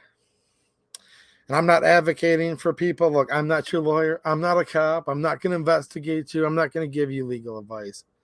But I will say this. I thought it was interesting. Somebody left in the comment section of this video. He said, dude, I've been to prison 3 times. He said, I'm less worried about this than anybody because I just stopped following laws a long time ago. He said, I'm a felon, so I actually have no restrictions at all.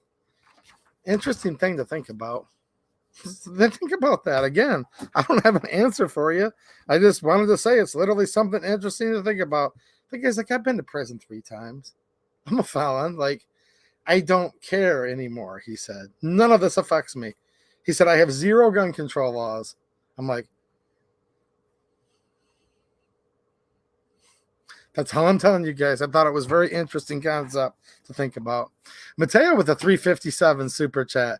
357 SIG. Reminding you all to give a thumbs up. It's just a way to help the algorithm, guys. A lot of you just forget. The problem is you have to click down on your phone underneath. Just take the 10 seconds, hide the chat for 2 seconds, hit the thumbs up, come right back in. It helps the algorithm. Maybe more people could benefit from this stream showing up in their feeds so we can have more people to hang out with and have a good time every Friday night and Saturday night in this case, this week. Nazarene's Music with another super chat. Thank you. I appreciate it. Says, don't need to register cannons. That's true. Generally, cannons are going to be black powder and won't fall underneath what's considered a modern firearm. So I want to say generally speaking, right? Check all of your state laws. Good thing the founding fathers didn't give up their cannons. I will say that for sure. So here's what I'm doing. Let's see here. Today, I had a small text message chain with my state rep. Her name's Jamie Thompson. She's representing me in the state of Michigan in the House of Representatives. She's awesome. She's a fighter. She's giving us hope and something to be actually excited about. Someone who's sick and tired of tyranny, just like the rest of us. I also talked to my friend Dawn Asper, who's been in these stream chats before. She's one of my county commissioners in my county. I texted her. I said, Dawn, I hope you had an awesome Christmas. I hope you have an awesome New Year, and I just wanted to send you much encouragement. I also sent a text message to my friend Chris Collins. He's a trustee in my township trustee. I'll send a Happy New Year message to my new incoming Senator, Joe Bellino.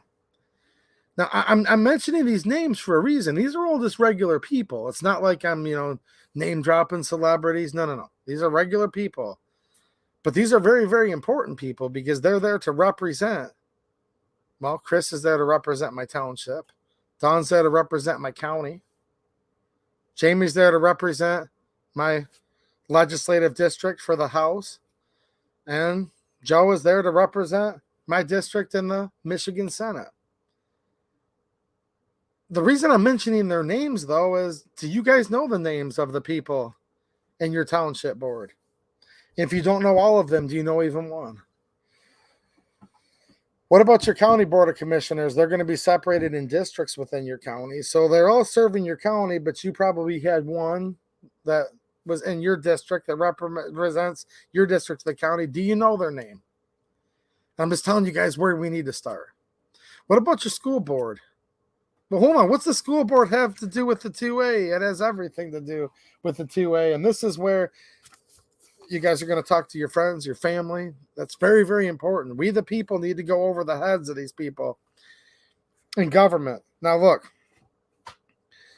right here. This is the Omnibus bill, okay? The Omnibus bill.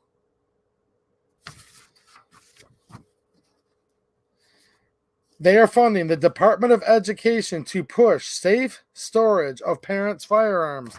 The government's going to be funding your public schools to teach kids that the parents shouldn't be able to keep and bear arms and store them in the way that they see fit. They're going to try to get your kids to convince you of what guns you need and how to store them. Now do you see why your school board matters? In Monroe County, Michigan, the county board of commissioners, they fund the sheriff's department. Okay? They obviously have quite a bit of power. My state lawmakers, Jamie Thompson and Joe Bellino. Jamie in the state house, Joe in the Senate. They're state lawmakers. They make laws in the state of Michigan. And all of you have these people too. Now, the only exception is if you don't live in a township and you live in a city limit proper, you might have a city council instead of the township. But other than that, all of you guys have these same people. Do you know their names? You have to start there. If you don't know their name, learn their names. Learn what their platforms are. A lot of them have websites, Facebook. You can start to learn a little bit. Do a little bit of homework to find some questions you want to ask them, some concerns that you want to bring up to them. And here's what I would say. When it comes to the local government, all the way up through the state level, this is where there's still a chance. And this is where there's still some fighters. And there's still people that you can actually talk to, okay? I encourage you to talk to them on their social media. I encourage you to call and write. But here's the problem. We've had 250 years of losing our liberty. We're probably going to have to do a little better than that. I encourage you to all meet these people in real life, whether it's after a meeting, whether it's in their coffee hours, whether you're calling their office and saying, I would like to schedule a meeting with, I'm just going to use my hometown, with my township. I would like to schedule a meeting with Township Trustee Collins. They'll send them that message. I bet you $1 they'll meet with you. Same thing as school boards, same thing as county commissioners, same thing as your state rep and your state senator. I don't want to say teach, but I'm reminded, and in some cases teaching some of you, because now some of you have never done this before, and it sounds impossible, but it's not. You can call your state representative and just leave a message and say, tell the representative, do not vote on whatever one it's going to be, because there's lots of gun control coming. In Michigan, there's lots of gun control that's going to be proposed. I mean, coming, like we're going to need to stop it, but it's inbound. They're going to be introducing these bills. Yeah, call them and tell them how you want them to vote. That's fine, and you should, but that's a little bit too easy and not quite enough. Call them and say, I would like to schedule a meeting. If you live in my Michigan district or the district in Colorado or California or Illinois or Kentucky, Alabama, look, the Alabama senator voted for the Omnibus bill. You're not safe anywhere, guys. This whole South versus the North and this and that, look, there's a lot of history there. There's a lot of important things there. I'm not diminishing any of it. We need to get over that. There's no more safe states. Everyone needs to get involved in this on the lowest levels all the way up. These are very, very important. If you live in my district, call Representative Jamie Thompson's office and say, I would like to schedule a meeting to meet with my representative. You could also say, when is she having a coffee hour? When is she having a whatever, a Q&A? Sometimes they call it town hall. I want you guys to know that exists. And that's where you can actually, like I said, do a little bit of research first so you know what issues, where they stand. And this is really, really important. You need to go there and tell the people that might be voting in a way you don't want them to. You need to tell them what your will is. And as a constituent, why you sent them to represent you. Tell them they need to change their mind on something and tell them why a little bit. You could literally tell your anti-gun local state representative, because if you make a new law, it'll only affect the law-abiding. Criminals don't follow laws. Look at the racial minorities that are criminals compared to white people. Do you know how racist this law is if you pass this? This is going to affect minorities like a lot. Let your black anti-gun state representative know that. That's okay. Say, look, this is going to affect the people that are mainly your constituents. See, people sit there and say, well, I live in inner city Detroit, blah, blah, blah. People there also want to protect themselves. People there also want to be free. And people who represent places like that often are very, very racist and very, very discriminatory against the very people that they were elected to represent. And it's okay to remind them of that. You should remind them of that. Shouldn't you? Now, if you have a good one that you're pretty darn sure is going to vote no to any gun control, you need to remind them of that. You need to offer them encouragement and say, thank you for standing up for the Second Amendment. And if you lived in Michigan, you would say the Michigan Constitution, Article 1, Section 6. In the state of Colorado or Ohio or wherever, it might be different than that. Say, thank you for standing up for it. I have your back. And I encourage you to keep on standing up for freedom and standing up for the Second Amendment. I think it's very, very important to do that. Because the anti-gunners are calling your pro-gun representative, senator, county commissioner. Look, it's school board members now, guys. You guys that have been watching these streams, you remember me on here a year ago, 2 years ago, saying it's your school board, it's your township, it's your city, it's your county. And then now we have on the federal level, they're passing bills that is going to throw tons of money into the school system to make it more anti-gun. Local anti-gun groups. It used to be, it was Soros, it was Bloomberg, and it still is. That's the kicker, and it still is. But now it's the federal government funding all these anti-gun places. And they do go to their capital and protest and march. They do call these representatives, these senators, these trustees, these commissioners. I'm being serious. So if you do nothing, and you say, but I live in the state of Alabama, ain't nobody coming for my guns, and I don't care except for the fact that your senator just voted for $700 million increase in funding available to bribe states to pass red flag laws. But to AEDU, I live in Kansas. Somebody might be thinking, well, the senator from Kansas voted for a massive 14.1% ATF budget increase to facilitate Biden's pistol ban. But don't mess with Texas, because everyone's pro-gun in Texas, except for the Texas senator voted for anti-gun community violence intervention initiatives. And all these senators voted for all of this. And in the great state of Kentucky, and look, there's awesome people in all these states, but the senior senator from Kentucky, Mitch, he not only told all these senators it was okay,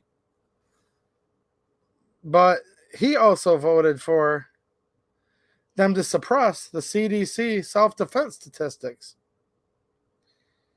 Now, I know there's some parts in the country where barely anybody lives that I thought were some of the most conservative places on earth, like South Dakota, where both senators of South Dakota voted for the new annual compensation for families of deceased ATF agents, which could be an indication of they might be going door to door. I don't know why else they want to do that. There's another song I'm not going to sing here, so you don't have to plug your ears, but I think of an old John Denver tune every time I travel through this part of the country. Almost Heaven, West Virginia. Can you even find a rather state demographically than West Virginia? Alabama gets close. Louisiana, maybe. Alabama and West Virginia usually fight for the Rada state, if you will. But here's the problem. There's a Democrat senator in West Virginia, and he voted to direct the VA medical centers to use confiscation orders on vulnerable veterans. But there's also a Republican from West Virginia. See, the crazy part is, if you really think about it here, Capito, Shelley Moore Capito, she's a Republican. But she voted for the maps to keep tabs on the veterans and where they store their guns. And so did the Democrat Joe Manchin, and so did the 2 Democrat senators, Stabenow and Peters, whoever they even are, in Michigan. And the Democrat senators in New York and California and Washington and Oregon voted 2 for 2 the same way West Virginia and South Dakota did.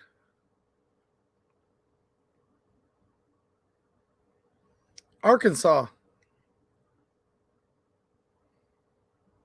Cotton, Boozman.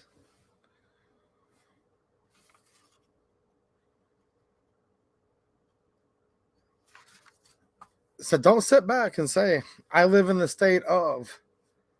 So therefore, you guys know I'm not ripping on these states. I'm not ripping on you people that live there. I'm just saying, I want to dispel this myth that because you live in a certain place, that there's no need for you to do anything. If you live in West Virginia, I encourage you, because it's a beautiful state. And I do agree with John Denver. When you cross over the border there, I know you can get in through many different states. It's kind of, there's a bunch of states right there. But for where I come through, I went down from Michigan, right? Ohio.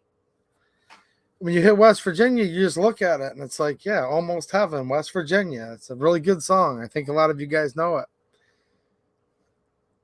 Even if you live in West Virginia, you need to keep track of what your school board's doing, your township or your city, your county commissioners, your state rep, your state senator. First, you have to know who their name is, right? Learn where they are on some of the issues. Write them, call them, meet them, face-to-face, coffee hour, after a meeting's over. And let them know where you stand on the issues. Let them know where your friends stand on the issues. Even better yet, 5 or 6 friends could walk up after a meeting and say, hey, School Board Member Smith, I heard you talking about this new curriculum of where Daddy's storing his guns. And they want to make it where women don't even like guns anymore under one of these other initiatives, by the way. Say, yeah, we don't want this in our school. We're going to hold you strictly liable here because this is a small town. And yeah, if you pass that, it's not going to be good. We might hold a recall election to recall all of you right now.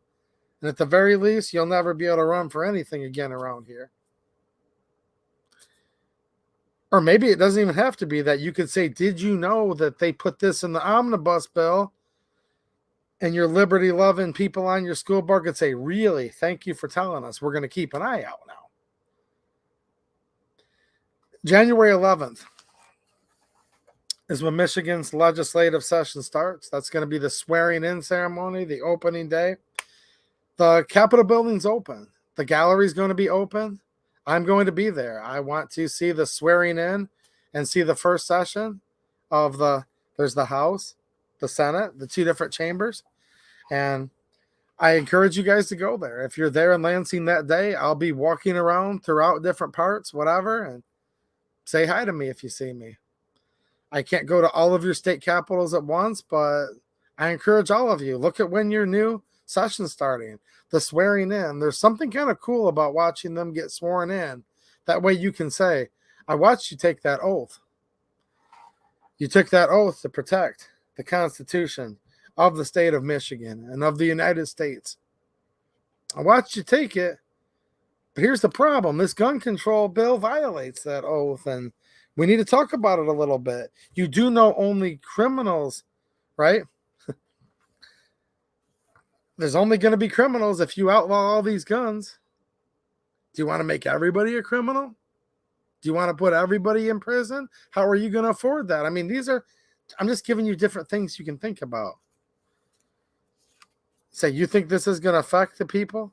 You wanted to get guns off the streets, so now you're going to pass a law that only law-abiding people are going to follow, and the people on the streets don't even care about gun control laws? At all. They've got a lot of other things that they're worrying about. You guys know what I'm saying?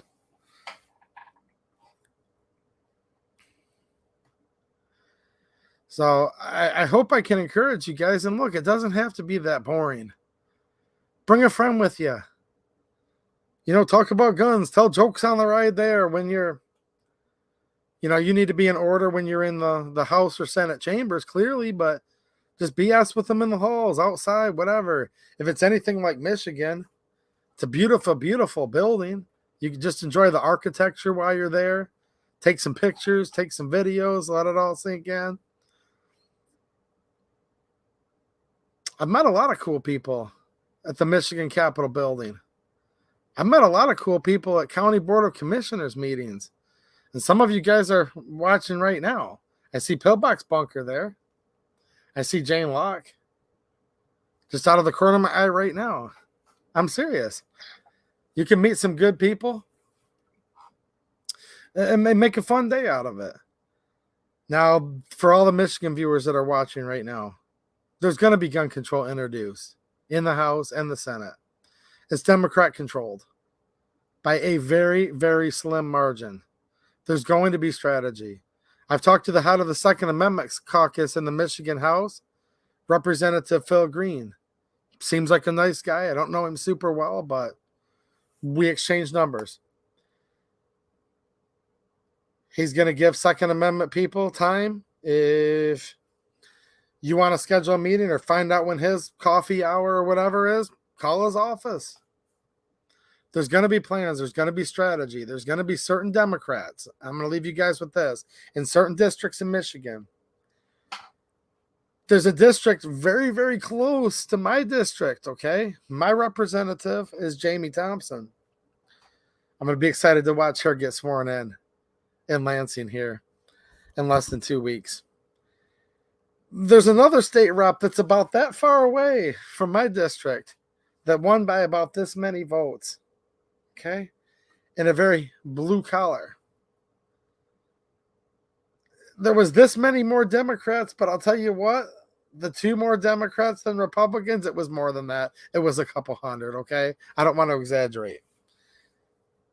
Most of those are pro-gun. There's some districts that literally are just like this right now in Michigan, with like a whopping 1-seat majority. Is it very, very important that we address what's going to be happening in the state of Michigan? Absolutely. I will let you guys know as soon as I find out what the plan is. Meaning you guys need to help win this culture war every day, talking to your friends, family, get to know all of these local people that are representing you. Like I've been encouraging you for the last 30 minutes. You need to be doing that already. But if it's like, Representative so-and-so, she might need some extra calls or some extra letters or some extra people going to her town hall. Because here's the problem.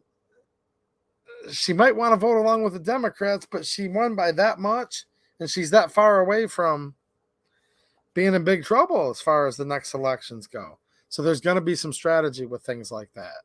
And I will definitely let you guys know. And I can't do it for all 50 states, but I'm offering encouragement to all of you. So I don't want you to just shut your ears off and say, well, he's talking about Michigan. Look, for all the Michigan people, I will be giving you specific stuff.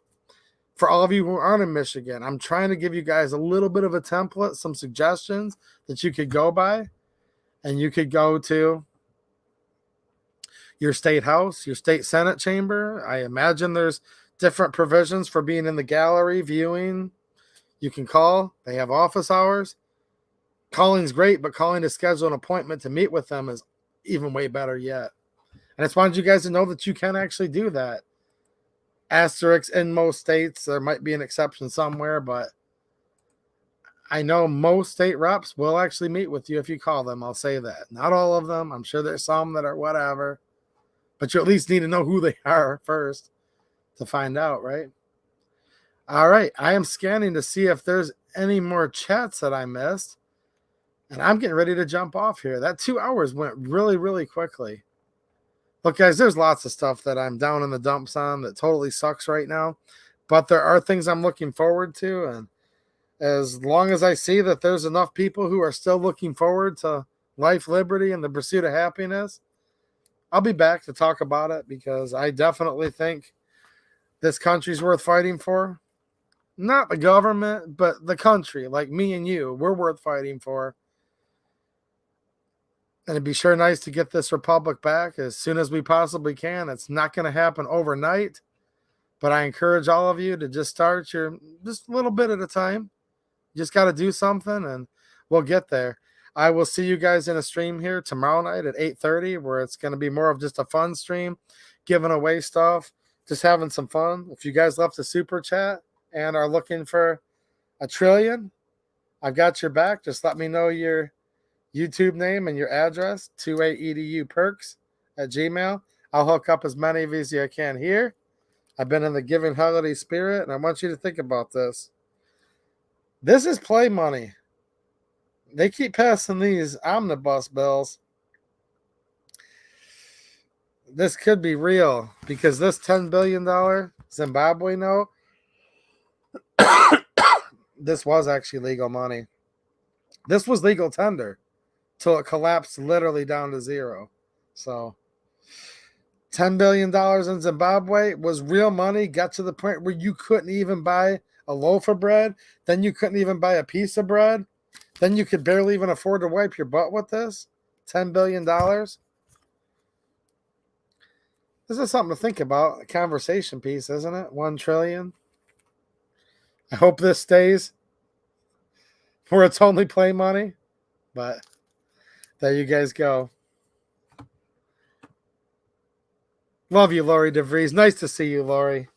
Tell Catherine I said hi next time you talk to her. Love her too. And nice to see you, Lori. I just saw you out of the corner of my eye there. James Kawasaki with a last minute super chat. And a channel member. Thanks, man. I appreciate you, dude. He says, now is the time for all men to come to the aid of the country. Yes, sir. Love God, love family, love guns. Only you can prevent tyranny. Stay strong, 2A forever. Yes, sir. Very wise words. We'll leave it on that note. Make sure you check out my locals. Link is in the description. I'm like, look, that Michigan rep that's like so close to losing her job if she votes anti-gun, I'm even closer than that to hitting 3,000 people on my locals community where I do exclusive extra live streams where I touch guns. Maybe even one tomorrow night. We'll see. But I will be on here for YouTube for sure at 8:30, and we're just going to have some fun and celebrate pre-New Year's Eve party or whatever over here on this channel. It's posted now. You can go set the reminder. Good night, Jeremy Wilson. Nice to see you in here, man. All right, guys, I'm out of here. Happy New Year. For those of you that can't tune in tomorrow night, if not, I'll see you guys in, I guess, like a few hours tomorrow night. All right, thanks for watching, and have a good one.